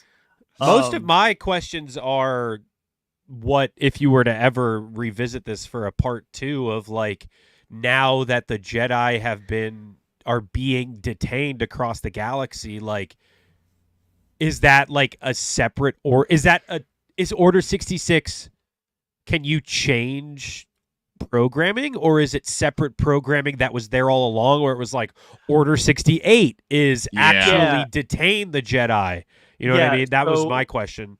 Yeah, my idea was that and that Order 66 still exists. This is just a separate one. Yeah. Because like what I assumed is that Palpatine, like in case something didn't work out, you know how Palpatine is. It's like, I gotta have like another ace in the hole, right? So like just kind of a change in the order where it's like, well, they're not to be executed, they're just meant to be detained. Right. And it's still like, it's relatively the same programming, but it's instead just stun, don't kill kind of thing. Yeah. And he's keeping Order 66 pocketed. Like he's in, like, my idea is like he's waiting to get to the point where they can be executed. But at this point in time, it's more like, hey guys, I need to detain them. You know, we need to quell this. Like, it'll all be safe. Because I was like, at this point in time, especially in this tumultuous point, Mace Windu is not going to take a bunch of guys to go arrest the Chancellor, because that's just going to make them look even more guilty. So they're not going to do anything. And so therefore, there's not going to be enough of a cause to like, okay, we're Kill murdering them. the Jedi now, you know? Yeah. Man, I would love to see like the mystery style espionage Jedi search party of them trying to figure out who was the Jedi that framed them. Like maybe That's a handful of Jedi, cool. like maybe escaped Order 60, whatever you want to call it, right? And then it's like, okay, we have to figure out who framed it and find a way, kind of similar to Ahsoka when she gets framed, of like, instead of having to prove her, I mean, they are proving themselves of like, we didn't do this, right? And then them possibly like, you know, confronting the Emperor or something. I don't know. I would love if you did a part 2. That's all I'm saying. Yeah, you know? there's so many Jedi that I have questions about of like, I mean, Anakin didn't go through any of the stuff that he went through in Revenge of the Sith. So like Rex being with Anakin and having to turn around and like, I'm sorry, sir, you're being detained. Like that of Anakin, and Anakin obviously isn't going to take part in that, but right. So do like wherever they are, and our Anakin and Obi-Wan, they're separated at this point. So like Cody having, like, thinking of all of the Jedi during Order 66 now, instead of them being killed, of all of the clones, like... And isn't the Battle of Siege of Mandalore still happening? Yes, so in order to...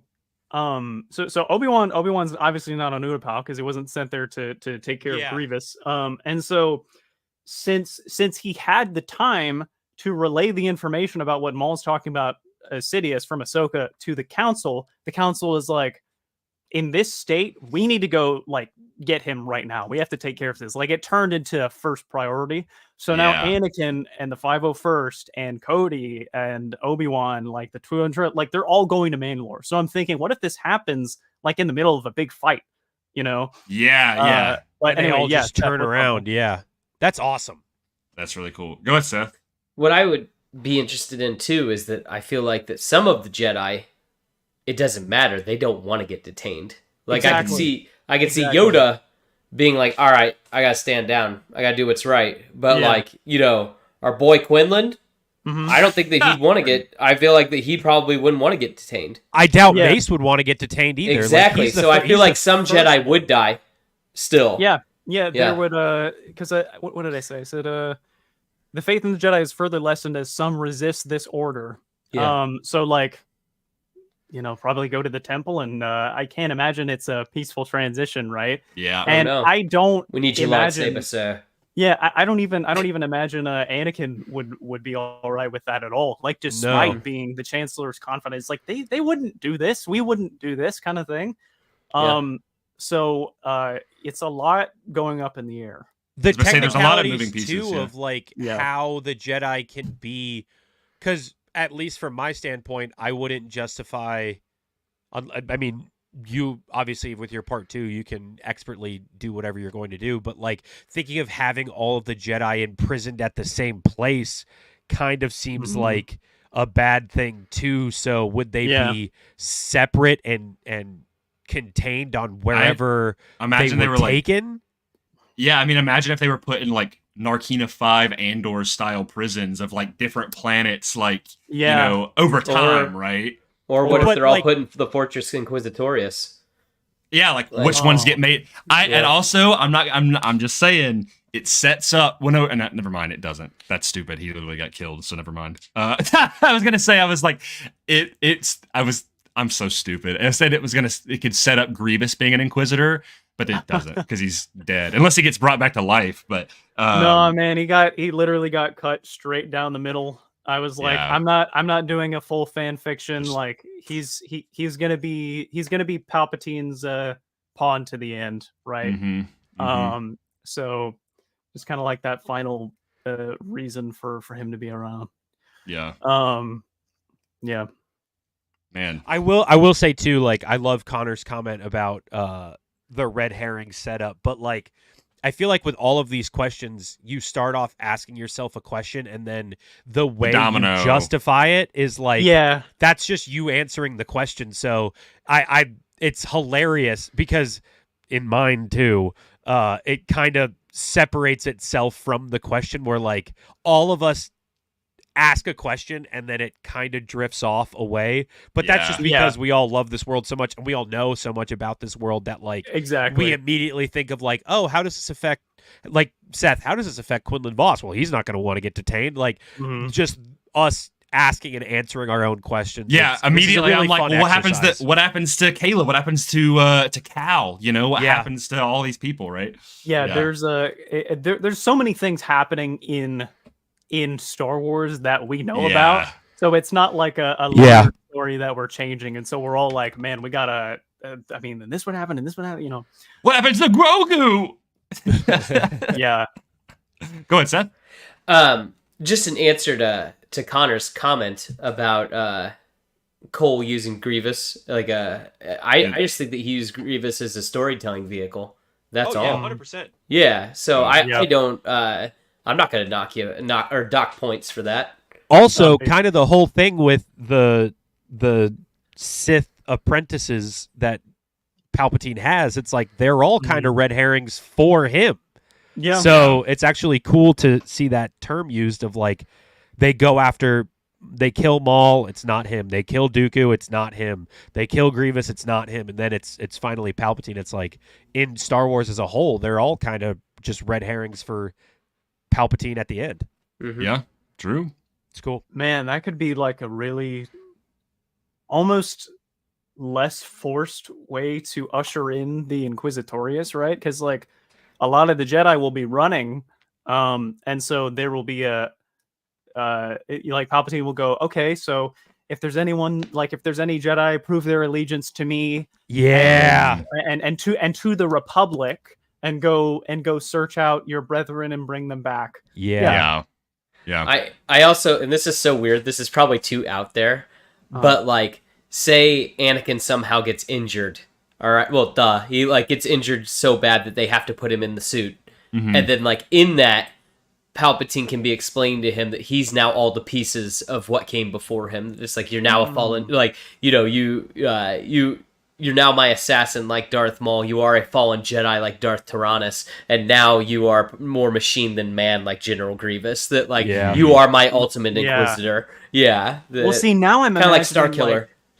Now I'm imagining like, so as I said, like, you know, bringing in this kind of less extreme dark side Inquisitorius. What if Anakin is willingly like, he's like, I'm gonna go like bring our Jedi back and prove that we're not capable of this sort of thing, because like he's still respectful of the Republic, because that's where his allegiances are, is with the Chancellor, you know. But obviously his faith in the Jedi is shaken, so he's like, well, he like becomes like the top Inquisitor, but he's not like Darksider. He's hunting down like these Jedi that resist to bring them back. You know, the Jedi actually become what Palpatine says they do at the because of Order 66. Like they end up becoming that even more of a police state of like having to rein in their own kind. That's so it's cool. like, what is the X-Men story that happens in, where like all of the mutants are either getting locked up or wiped out? That's Days of Future Past. Days of Futures Past. Is that where they have to that's go not- back in time? I thought that was the name of the. Isn't it a different storyline in the comics, or is it also just the name of the movie the same thing as Yes. the comics? Oh, Yeah, wow. it's an adaptation of that. Oh, okay. Instead of Logan going back in time, it's Kitty Pryde. Kitty Pryde. Yeah. Okay. I gotcha. I forgot about that. So out of my X-Men thing, I'm watching 97. I promise. Imagining So like good. Anakin like willingly being detained, and then he goes back, and then instead of going to wherever this prison is, Palpatine brings him to his chamber, and he's like, Right. out of all of them, I trust you. Can I trust you to go search them out and bring them back so that we can either bring them to justice or prove that they're innocent? You know? Yeah. Yeah. Help me I think read Anakin, that's the I'm also- Jedi so Council, glad you're son. here. Yeah. Yeah. Yeah, exactly. Full think- manipulation. And then it's like Anakin versus Obi-Wan, but not in a kind of like I hate you sort of sense. It's like, why aren't you listening to me? Just come back and we'll Yeah. sort this out kind of thing. Yeah. The roles are almost flipped. Yeah. Yeah. Mhm. That also, because I think for me, more important than what happens with the Jedi is what's going on with Anakin. Is obviously Anakin has been continuously throughout this. He is having these visions, having these dreams. He's worried about Padme, and I think that would even be possibly the answer to, of course, Palpatine gaslighting Anakin into being like, oh, like you're the one that I trust the most, like I know this wasn't, you're not like this or whatever, like maybe we can reason with the Jedi, and then Anakin being like, of course I trust you, but I'm really like, I gotta be honest, like my mind is not focused on that right now. I gotta figure like what's going on with my wife. Like I have to, and then maybe And the war is Palpatine- still going on. Mhm. Palpatine Yeah. still has the separatist forces be operable. Yeah, So, that's true. yeah, and so like it's gonna have to I'm trying to think of like I wonder different ways that he could turn the tide in the war to like just change public opinion. And like maybe with all the Jedi gone, suddenly the war is going along so swimmingly, and like the separatists are being destroyed left and right, and Anakin is like leading the charge, Yeah. and they love him so much, right? Yeah. Man, there's just a lot of ideas here. Like was Seth, something- what you just said of Anakin versus Obi-Wan, like the roles being reversed of like Anakin being like, my allegiance is to the Republic, to democracy, and obviously Yeah. because Palpatine is in charge, like that's so Yeah. there's so many lines that can be flipped, and even just that confrontation that I And think then, that like, would be I could see like Obi-Wan all like, got the hood on and everything, and just like, be careful of your friendship with Palpatine. That like, Yeah. you could Yeah. use that, and it's just like he wants what's best for us, and it's Yeah. or Yeah. almost So many like options. Obi-Wan playing the Captain America role and Anakin Civil playing War. the Iron Man role in Civil War of like, hey, we have like everybody has to sign this registration act, and Yeah. Obi-Wan We all being have to like, be Inquisitors. Yeah, it's we the all only have to way be out. Inquisitors. If we become Inquisitors, Yeah. then we don't die. Yeah. And then you get Obi-Wan where he's like Nomad Cap in Infinity War, Yeah. Oh, that's but so they have sick, dude. dude. Yeah. I mean, it looks like that in Kenobi already. So Yeah. Yeah, seriously. Mhm. Give me Captain Kenobi. Yeah. I guess General Kenobi. 10 out of 10, Cole. Good job. Yeah, that was sick. Oh, thank you so much. I need more. Good stuff. Good stuff. Good stuff. It's up to you, All right, man. Diamond boy. Figs. What do you got? I got Seth with his thumbs up. this. You have a PowerPoint, bro? I got a PowerPoint, bro. What? I'm a visual guy, so like I had to make. Oh this my to gosh, understand bro. what I was doing. I'm so locked Wow. Okay. That's The so Seth- Man, I wish I knew the assignment. Apparently, I didn't know. This was what I was doing because I can't like write down a story without looking at pictures of what I'm doing. So in. Will's a toddler. I'm just kidding. Yeah, seriously, you're right. So my question is, what if Ahsoka fled to Alderaan in Tales of the Jedi? So in Tales of the Jedi, when Bail comes up to her and was like, gives her the thing of like, hey, we can give you refuge, come with me, and Ahsoka is like, actually, yeah, I'll go with you, and then leaves to Alderaan. So starts off, Ahsoka's in hiding. She goes to Alderaan, and through the Force, she finds a Jedi temple on Alderaan. Ooh. She lives in isolation, learning the Force through Yoda and Obi-Wan. Ahsoka still keeps in contact with Bail for around 8 years. So putting this story right around the time of Kenobi. Mhm. But a lot of this is why is Ahsoka in hiding for so long? Yoda and Obi-Wan explained to Ahsoka that because she is now on Alderaan, her job is to watch over Leia in the same way Obi-Wan is watching over Luke. So It's all of tattooing. He's on tattooing. Yeah. I'm sorry. Disregard. Abort. So yeah, Uncle just to Owen is like, justify- quit tattooing my son. Luke has 2 full sleeves and a back piece. At the age of like 9. Yeah, That's so funny. He's Sorry. seen some stuff. just to justify them being there and Ahsoka going into hiding for that amount of time. Is there really a Jedi Temple on Alderaan? That's a question we were all asking. According to Roblox, yes. There's a Roblox campaign. This is the only way that I found out that there is a Jedi Temple on Alderaan. I just needed some way to justify this, and there's apparently a Jedi Order campaign in Roblox where there's a Jedi Temple on Alderaan. That is Just disregarding freaking that, hilarious. we're just gonna move on. So Your young what if there can Leia, young Leia and the Jedi Secret. So Leia is now around 8 years old, around the time she is in the Kenobi series, and she knows that Bail has been in contact with somebody in the forest through holograms and messages, who she thinks is a Jedi. So Leia goes and sees Bail giving this message, and they're conversing with each other, and she sees the hologram of Ahsoka, this hooded figure, who then reveals herself to be Ahsoka. Leia doesn't know who Ahsoka is just yet. In the message, Ahsoka doesn't refer to Leia by name, but does ask if Bail has heard any updates on the child's brother on Tatooine. So now Leia knows that she has a brother at this age. This knowledge now inspires her to want to travel to other systems to find her brother. This is why she agrees to become trained as a diplomat. So having just the undertone of, yeah, I'm going to follow in my father's footsteps, Bail's footsteps, but also like because of this, I can go off world and find other planets and figure out more about where my brother is in hiding. As the years go on, Leia ventures into the forest looking to find Ahsoka, knowing that she's there. She becomes more familiar with the forest, seemingly more in tune with the environment around her because of her abilities in the Force, and one day stumbles on the temple where Ahsoka has been hiding. From there, Leia finally meets Ahsoka. Leia, while trying to break into the Jedi Temple, Ahsoka surprises Leia. Be careful of your own curiosity. The fear of what you don't know can be a path to danger. Leia, immediately recognizing her as the Jedi, begins to ask Ahsoka questions, saying that she is looking for a Jedi. In my head, this was a lot like Luke trying to figure out who the Jedi was when he's talking to Yoda. Ooh, a Jedi you search for.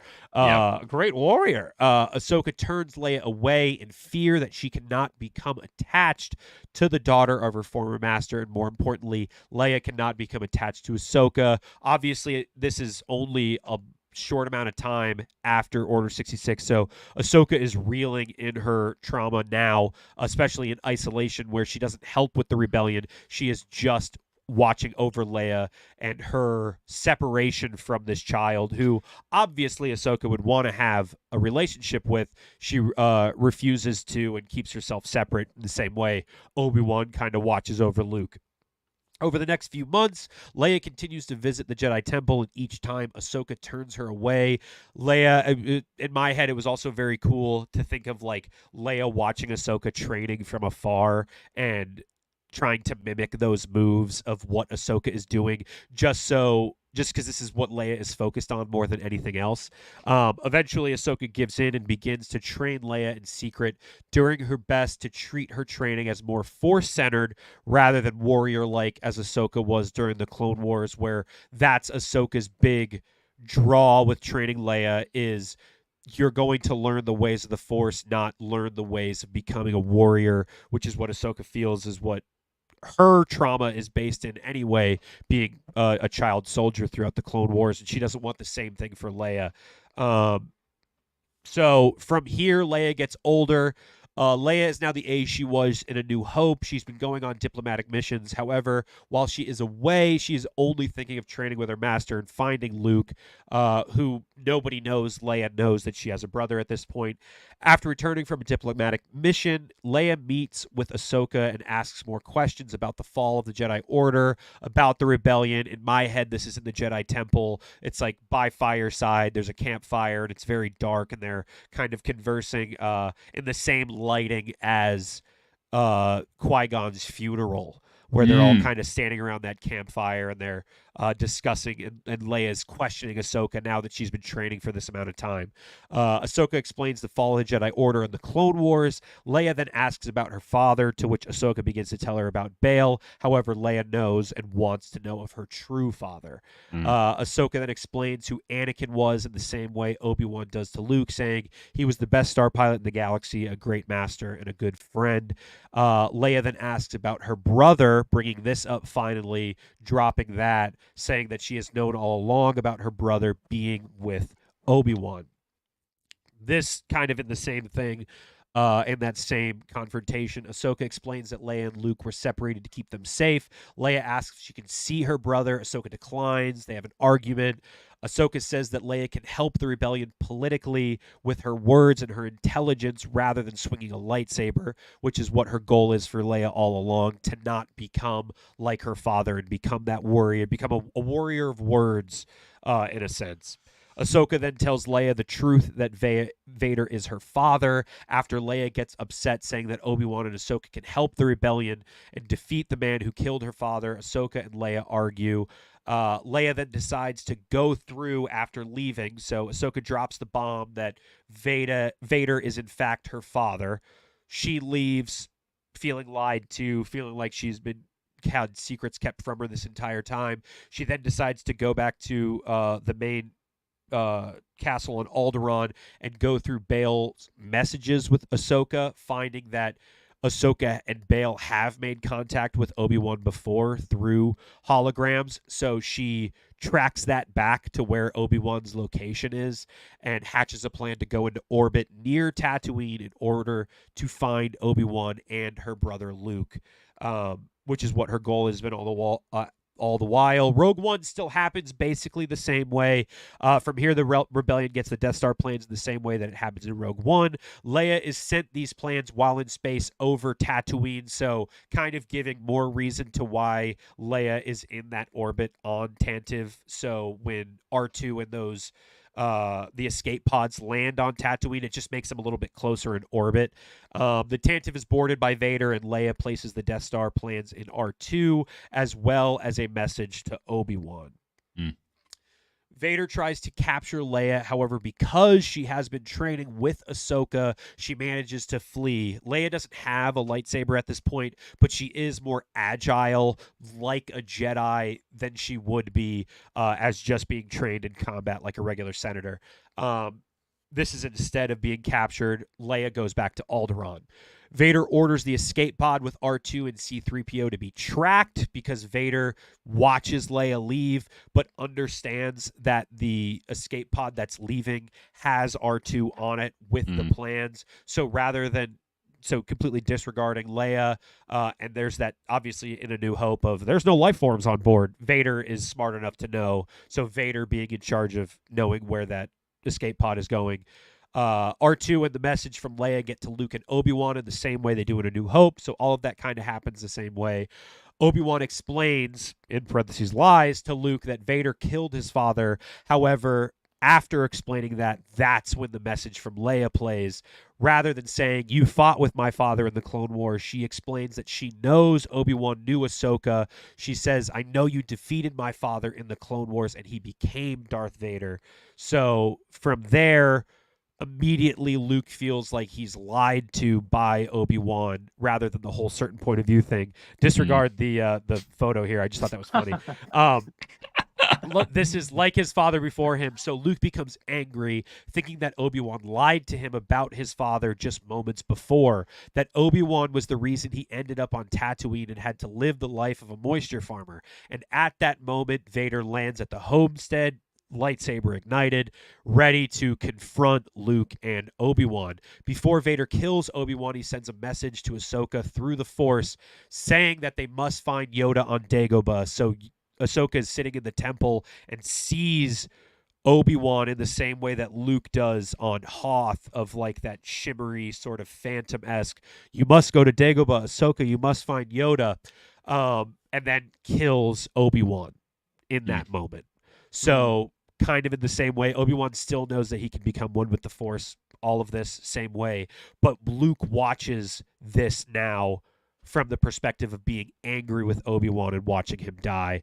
Vader is here now. Luke now understands that this person is his father, and Vader, through Luke's rage, convinces Luke to join him, that he will never lie to him, and that if he leaves with him, Vader will save him and take him off world, giving Luke everything that he's wanted this entire time. So, back on Alderaan, Leia meets with Ahsoka to explain she sent Obi-Wan a message. Ahsoka is pissed. Like, you did all of this. Why? This is all stuff that you should not have done. However, Ahsoka now getting that message from Obi-Wan knows Leia has doomed them. She can sense in the Force that Vader has killed Obi-Wan and taken Luke, and now the Death Star is pointed at Alderaan. Before fleeing Alderaan, Ahsoka gives Leia the other of her 2 sabers that weren't buried in Order 66, and they leave before Alderaan is destroyed. Against her better judgment, Ahsoka knows that her and Leia are now the only hope for defeating Vader. They fly to Dagobah to meet with Yoda. Alderaan is destroyed. After the destruction of Alderaan, Vader stands looking out the window, and the masked Inquisitor-esque figure walks up next to him. You and I will do great things together. Your training, much like your destiny, begins today, my apprentice, my son. The mask comes off and reveals Luke's face. Luke is an Inquisitor. He's dark side, so it's now Luke and Vader versus Ahsoka and Leia, which is kind of where mine ends off. It's kind of like a part 1. The only thing that I did not mention was Greedo and Rebo start an attorney, a law firm called Greedo and Rebo. So I don't know how this fits in, but somehow the events of what have changed make them attorneys. But yeah, that's mine. Well, it's because Luke doesn't go to the cantina. Right, and then that really just like changes everything. And then Greedo and Han have a talk where he's like, "Hey man, like you don't have to do this," and he's like, "You're right. I've always wanted to get into law. Maybe I can represent you to Jabba." And then Han gets scotch-free, but of course, Luke is exactly. It makes complete sense in my mind. Greedo and Rebo, attorneys at law. There you go. Yeah, but that's mine. That's great, man. I'm glad we got an OT one in there. Yeah. Because I think we had 2 kind of Revenge of the Sith prequel, and then we had mine that was kind of in the middle, and then jumping all the way to after, and then yours, which is like basically Kenobi: A New Hope, which is very, very, very cool. Yeah. My question. Yeah. What is Leia's reaction when they have to leave Alderaan? Because even though she knows that Vader is her biological father, she, I would imagine, still have a deep attachment to her family. Do Bail and Brea get away, or do they stay? And is it like a it's the destruction of Alderaan in the same way it is in A New Hope. So the only survivors of Alderaan's destruction are Ahsoka and Leia. They leave on Ahsoka's T6. This is at least in my head what happens. They leave on Ahsoka's T6, and them now knowing the destruction of Alderaan can happen with the Death Star is the inciting incident to bring Ahsoka back to the rebellion, and then obviously double down on Leia's training of knowing that Luke has been alive, but that Vader now has Luke. They don't know that Luke is now a Sith Inquisitor red lightsaber holder with Vader. They just know that Vader has Luke in captivity. So the reveal in whatever part 2 would be them fighting this Inquisitor, and then instead of the "I am your father," it would be the "I am your brother" reveal to Leia from Luke in that same way. So remind me, I'm blanking. How did Vader find those were his kids in this short story? Through through the hologram that Leia says to Obi-Wan, where she basically just spills all the beans of, Luke, you are my brother. Right. I know that my father is Darth Vader, and Vader being there has that information. Same way that he then has the Death Star plans. So Vader going to Tatooine to essentially take Luke. That reminded me a lot of Star Wars Visions Season 2, that one episode. Was like Screecher's Reach? Is that what it was called? I don't know. Yeah, dude. Yeah, it was like that. Have you guys have seen that, right? Yeah.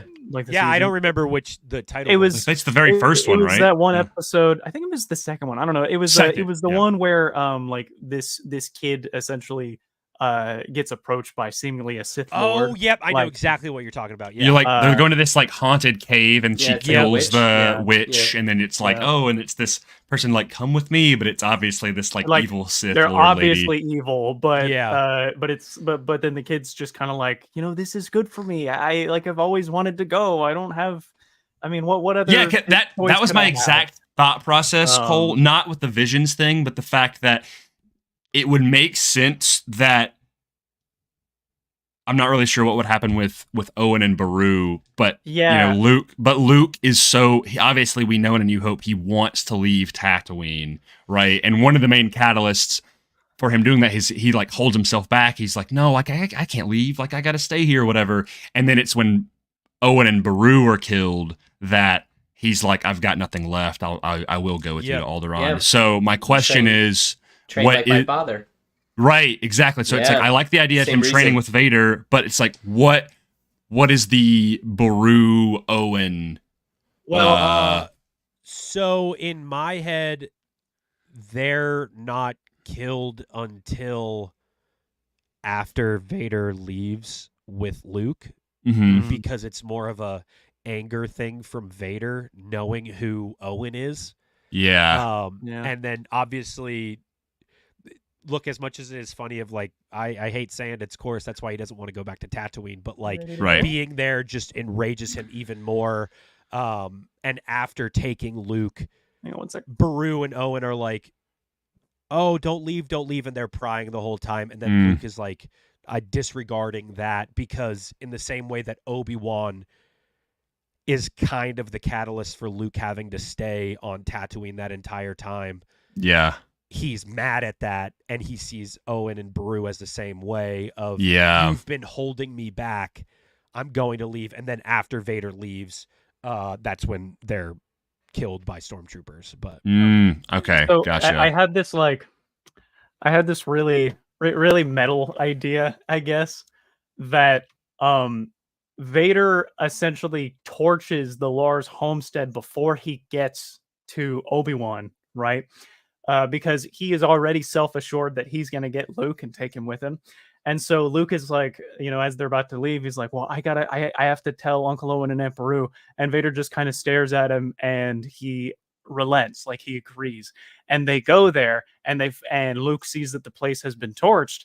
And Vader, and he's like, well, who, Luke's just like, well, who could have done this? And Vader just kind of goes on this little thing about the lawlessness of the Outer Rim and all of that. But then he says, but then he'll say something like these tethers of yours are now unchained. Like, and I'm just imagining this shot of their two silhouettes standing in front of a big fire, you know? I love that being a direct parallel to the moment when Obi-Wan is like, when he tells Obi-Wan, like, I've got nothing left here, I will go with you. He tells the Vader, he's like, I have nothing left here, I will go and train with you. But the real zinger here for me in this like supposed hypothetical moment within the hypothetical is that as Vader's like, let us go, and like they start going to their ship, Vader notices that Luke keeps looking back, and like Shmi, Vader says, don't look back, you know? And so it's just like Phantom Menace, where like he just says like, do not look back, keep going, keep moving. But in like a darker subversion of that. But it was, I guess, like, obviously mine doesn't take place over a long amount of time, but Seth, I'm so sorry. I started saying something and then I saw your hand and I was like, crap. Just because it doesn't take place over a lot of time, I was more like in the moment of how Vader can convince Luke to go with him. Yeah. Right. And Yeah. Obi-Wan lying to him. Not a big Last Jedi fan, but giving reason to where like that's how Kylo Ren is like this guy who I've been looking up to my entire life pulls his lightsaber out on me in the same way of Luke saying like, oh, this guy's been lying to me my entire life. Obviously I should go follow him. And then instead of Kylo Ren having the whole, I'll be like my grandfather thing, Luke is like, literally my out is right here and it is my father. That was more just reason for Luke to turn Seth. I'm so sorry. It's okay. I just thought, with what Cole was saying, with them standing by the fire, and it's all like looking at the Lars homestead, where it's just like, who could have done this? And like Vader just turns and just goes, "It was the Sand People." The Tuskens, you want to go take them out? Exactly. It was the Tusken Raiders, and then just that actually okay. I don't hate the idea of the very first trial of Vader testing Luke is him saying like, the lawlessness of like the Outer Rim or whatever, like you said, Cole, and they find out it is the Tusken Raiders, or well, it's not the Tusken Raiders, says it's obviously the Tusken Raiders, right? Yeah. And then he takes Luke, and he's like, just like an Attack of the Clones, he's like, enact your vengeance, Yeah. He's like, they took this from you, like now you take this from them. Yeah, it kind of fits into like that Vader manipulation. So like Luke is just like, who could have done this? And Vader just says, it's the lawlessness of not only this planet but the Outer Rim. The Tuskens did the same thing to your grandmother. If you had stuck around, they would have done this to you too. That's I was just about to say the whole thing about the grandmother thing. That's awesome. And he just kind of gestures to the fire and says, "Look what Obi-Wan's protection got you," kind of thing. That would be such a good moment of Vader using that to gaslight Luke, because they do share that moment of like, obviously we know the Tusken Raiders didn't kill his family, but him to be like, the same thing happened to me, son. Your grandmother, my mother was killed by the Sand People, and go ahead, Seth. Go ahead. So, just piggybacking off that, it would be cool even too, where it's like, the lawlessness of the land and the Outer Rim, but if you join me, then we can bring order to everything. Yep. So help me do this. And you can see the galaxy, and we can bring order to it. Like exactly, we can make things the way we want them to be. Even too, like somehow, I was thinking too of like somehow pinning it on Leia asking them to join the rebellion at some point in the message of Luke when he's learning everything, and somehow Vader pins it on Leia and Ahsoka to make Luke hate them more, rather than, because the whole thing of like Leia's trying to find her brother, right? Mm-hmm.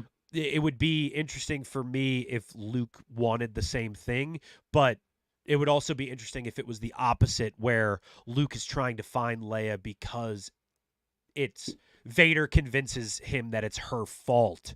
He's that like, all of this has happened. He's like, the rebellion learned that you were my son. In order to get to me, they did this, like, kind of thing. Exactly.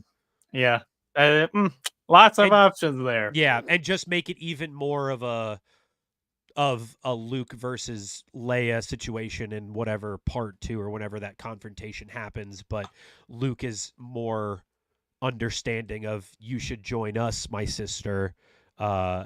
You can be just like me and our father before us. In sort of a situation, and then that whole I am your brother reveal happens, but and then later on somehow Ahsoka is killed by Vader in some way, and maybe that inciting incident is where Luke starts to question Vader because of Ahsoka knowing so much about Vader, and Ahsoka having the relationship with Luke of, I don't want to hurt you sort of deal, where kind of in the way she does in the Ahsoka series with Shin, where Luke is like this sort of like angry, scared puppy. And Ahsoka is trying to reason with Luke, or even in the same way of Han and Kylo Ren of just come with me, blah, blah, blah. And then Luke kills Ahsoka or something like that.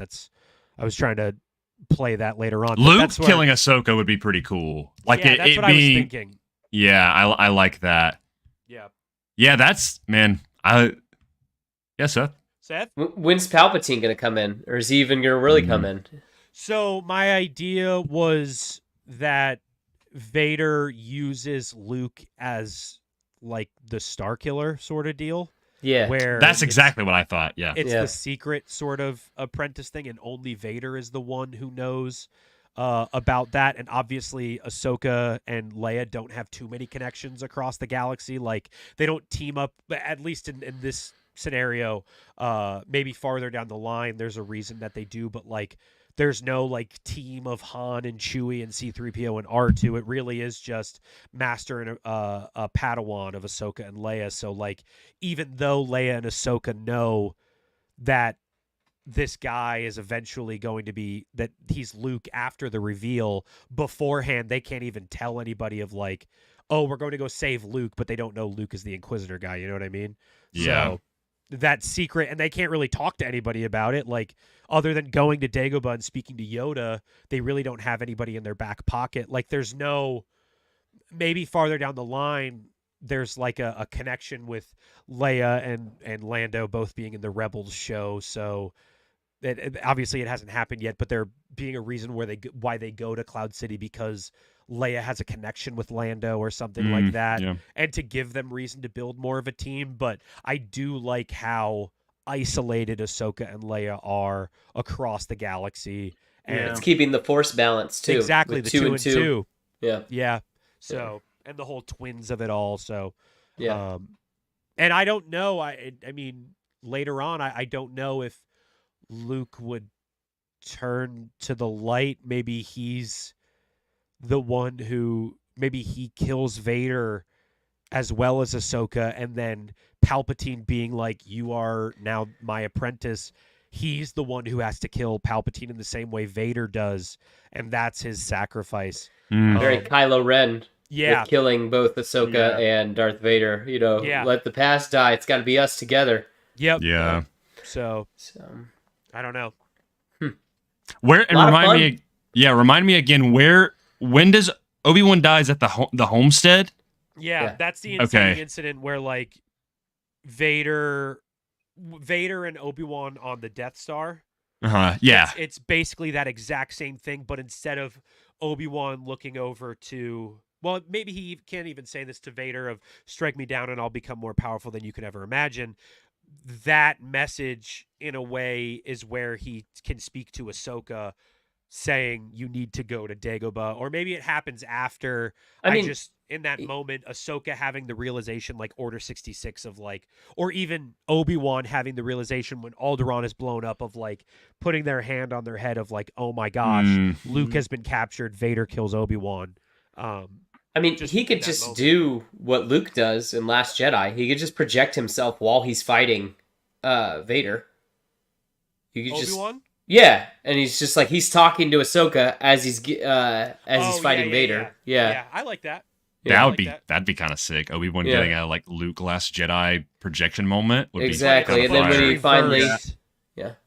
It's reversed so that Obi-Wan is there actually fighting, but the Yeah. Force projection is the information rather than yeah, vice exactly. That's versa. what I'm saying. Is like, as he's fighting, like in his head, he's talking to Ahsoka, and Ahsoka can see him, like, and it could be, a lot of like, what are you doing right now? And it's just like, Who- saving the galaxy. Yeah, as he's Does Vader at this time know about Ahsoka, or does he not? So I was, well, in the hologram, I didn't know. I don't remember if I put it in here. It was one of my rewrites of like whether or not Leia says that Obi-Wan knew Ahsoka.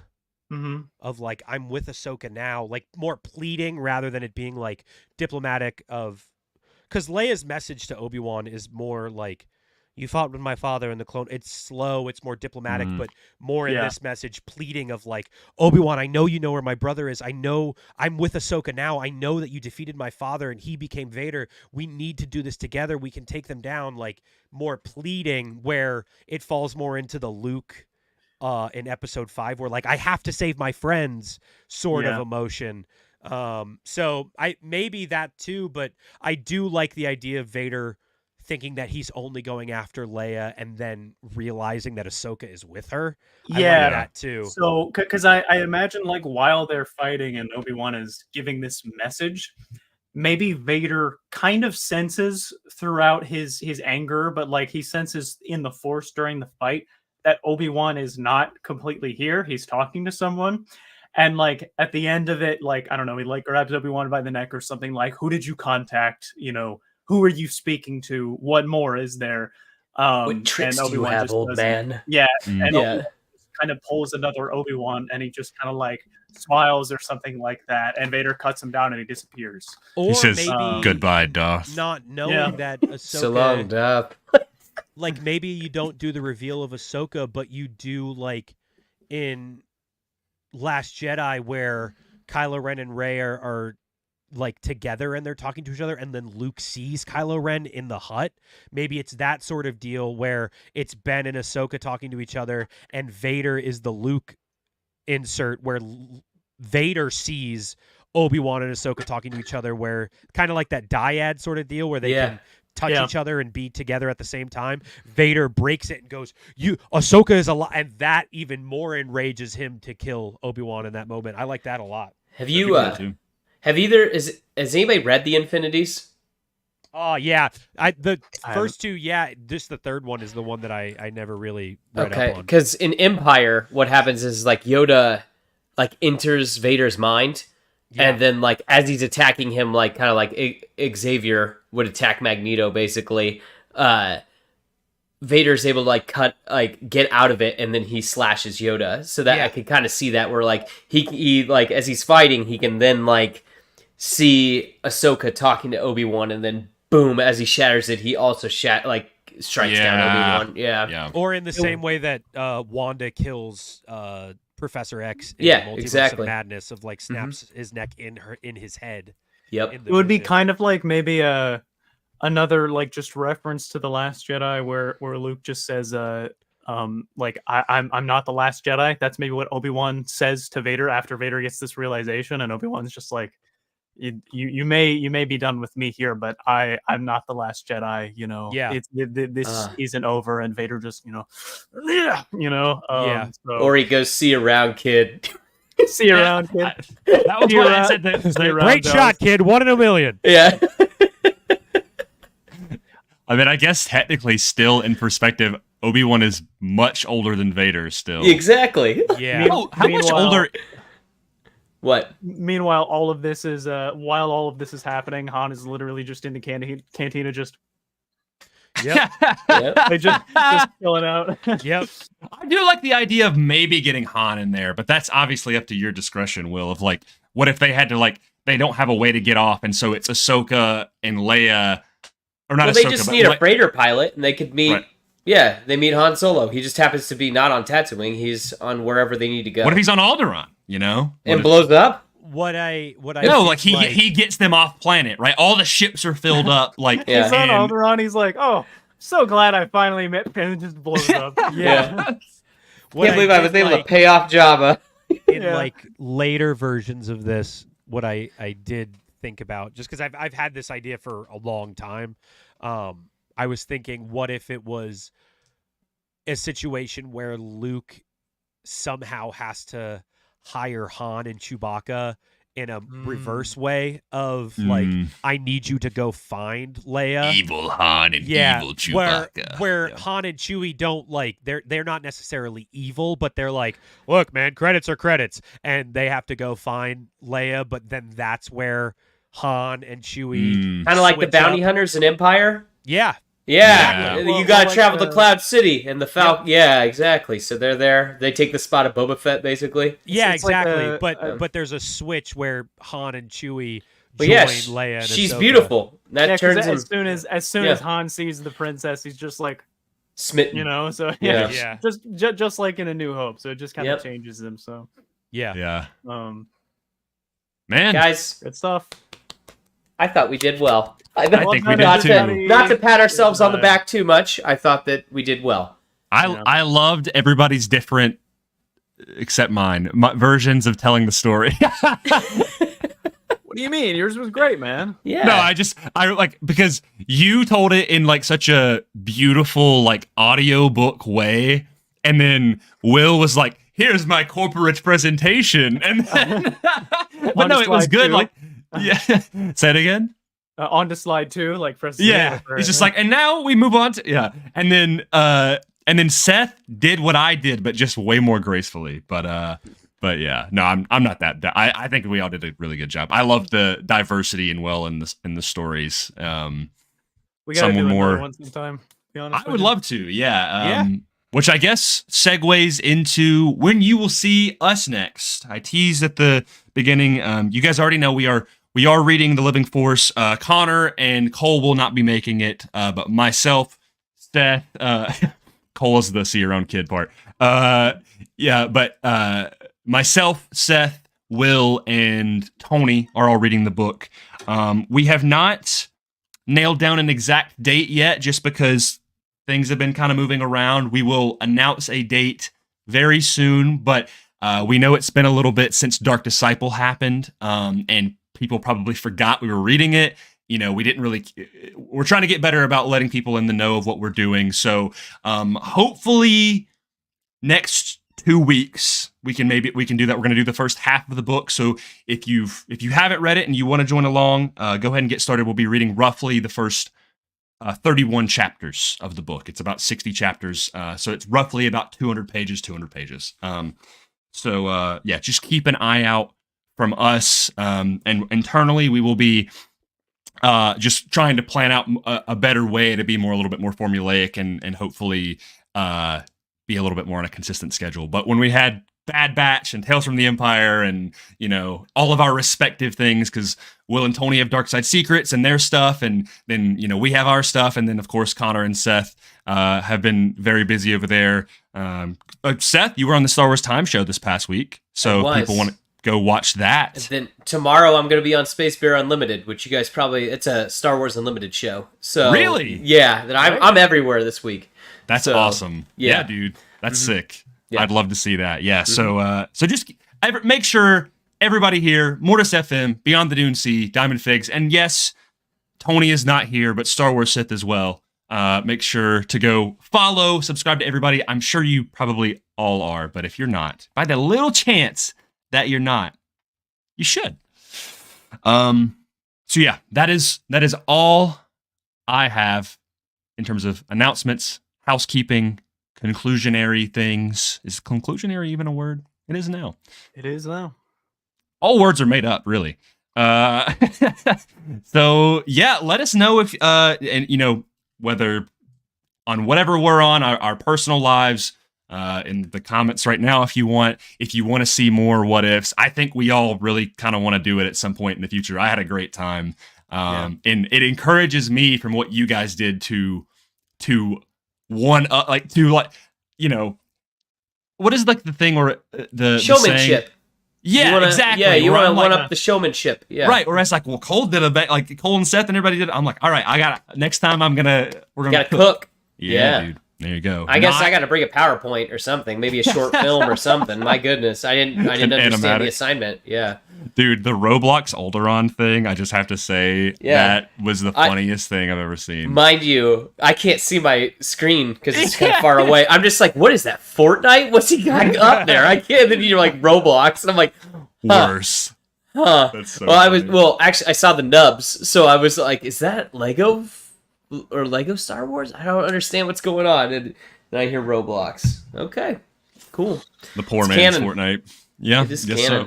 There's so many Jedi temples and legends. Surely there could be one in Alderaan, dude. Yes. But yeah, that is all I have. And you guys have anything else? All good. Yeah. Fantastic. Tune in, everybody. All good. Yes. Thank you, everybody, for joining. We hope you enjoyed. Whether in the past, if you were on the live, present right now, or in the future. And remember, if it's not in our, I forget the line. What is it? If it's not in our records, it does not exist. If it's not in our records, it does not exist. May the Force be with you. Bye-bye. You can end the stream now. I'm trying to end it. It's not working. Well, We'll stick It's around. not- Smile and wave, kids. Just It's smile and legit wave. not letting me click the button. Like, I'm not even kidding. If I could show you right now, it's not letting me click the button. I've never had this problem before. What? I can't click on anything. What? I can't, like, I can see this, everybody can hear me, and I can hear you guys, and I can hit end stream, but Let me check. I don't know what is going on.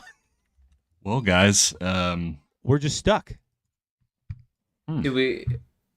y'all Like, excited I about can- Acolyte? I don't know.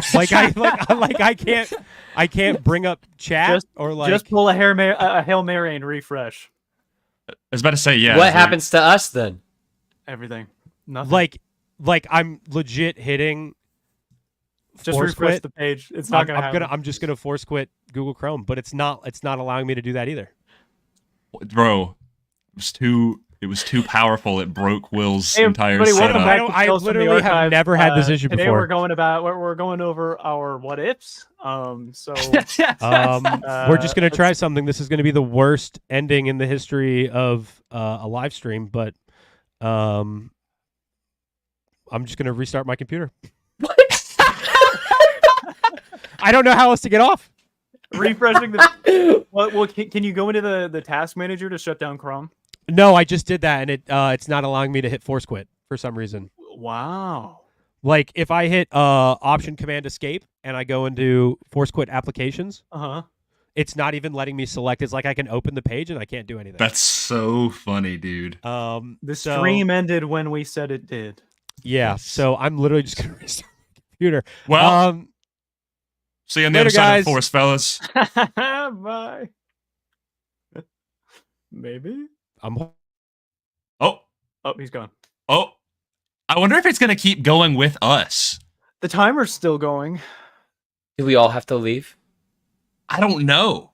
No, he's the host. So It's I so feel like scary that he's like frozen in time. he's dead. Well, Someone- guys, what did everybody, people in the chat, what do you guys think about the light whip? I know Seth hated it. I'm kidding. I'm just curious. Someone Is in chat, just say if it's. They still haven't going or talked not. for a while. Let me go to YouTube real quick. Let me see if it's still up. Beyond the Dune Sea is still live with 8 watchers. How about myself? Yep, we're still live on Mortis. Oh, what's this? No. It's still going. Yeah, we're still going. Okay, he's gone. What? I guess we're gonna have to wait for him to come back. So Why? Yeah, What happens yep. if we... Oh, so we gotta wait for him to come back to be able to shut it down? yeah, because I don't have permission. I think next time he's got to give me permission to like go through stuff. Because Okay. yeah, Well, what do you yeah. guys want to talk about? I want to talk about that light whip, dude. Let's get What a little about bit of a it? debate, dude. You hated it. I don't hate it. It's just... No, well, it says, hold on. What's the... He's in the chat now. Wait, if he left, then he can't come back, right? Yeah, you can. Yeah. He can? I can. He's he like can the ask. host. Yeah. Well, he has the link, so he can join. Yeah. Okay. All right. Well, I thought the light whip looked pretty cool for like the millisecond that we saw it. But how does it work? Because, like, can it retract like a whip? How does a lightsaber work? You know. Hey guys, Ah, Oh, he's back. let's see if I can do this. Thanks everyone for tuning in for the third time. Thanks for. I hope the light whip's pretty cool at Acolyte. Bye.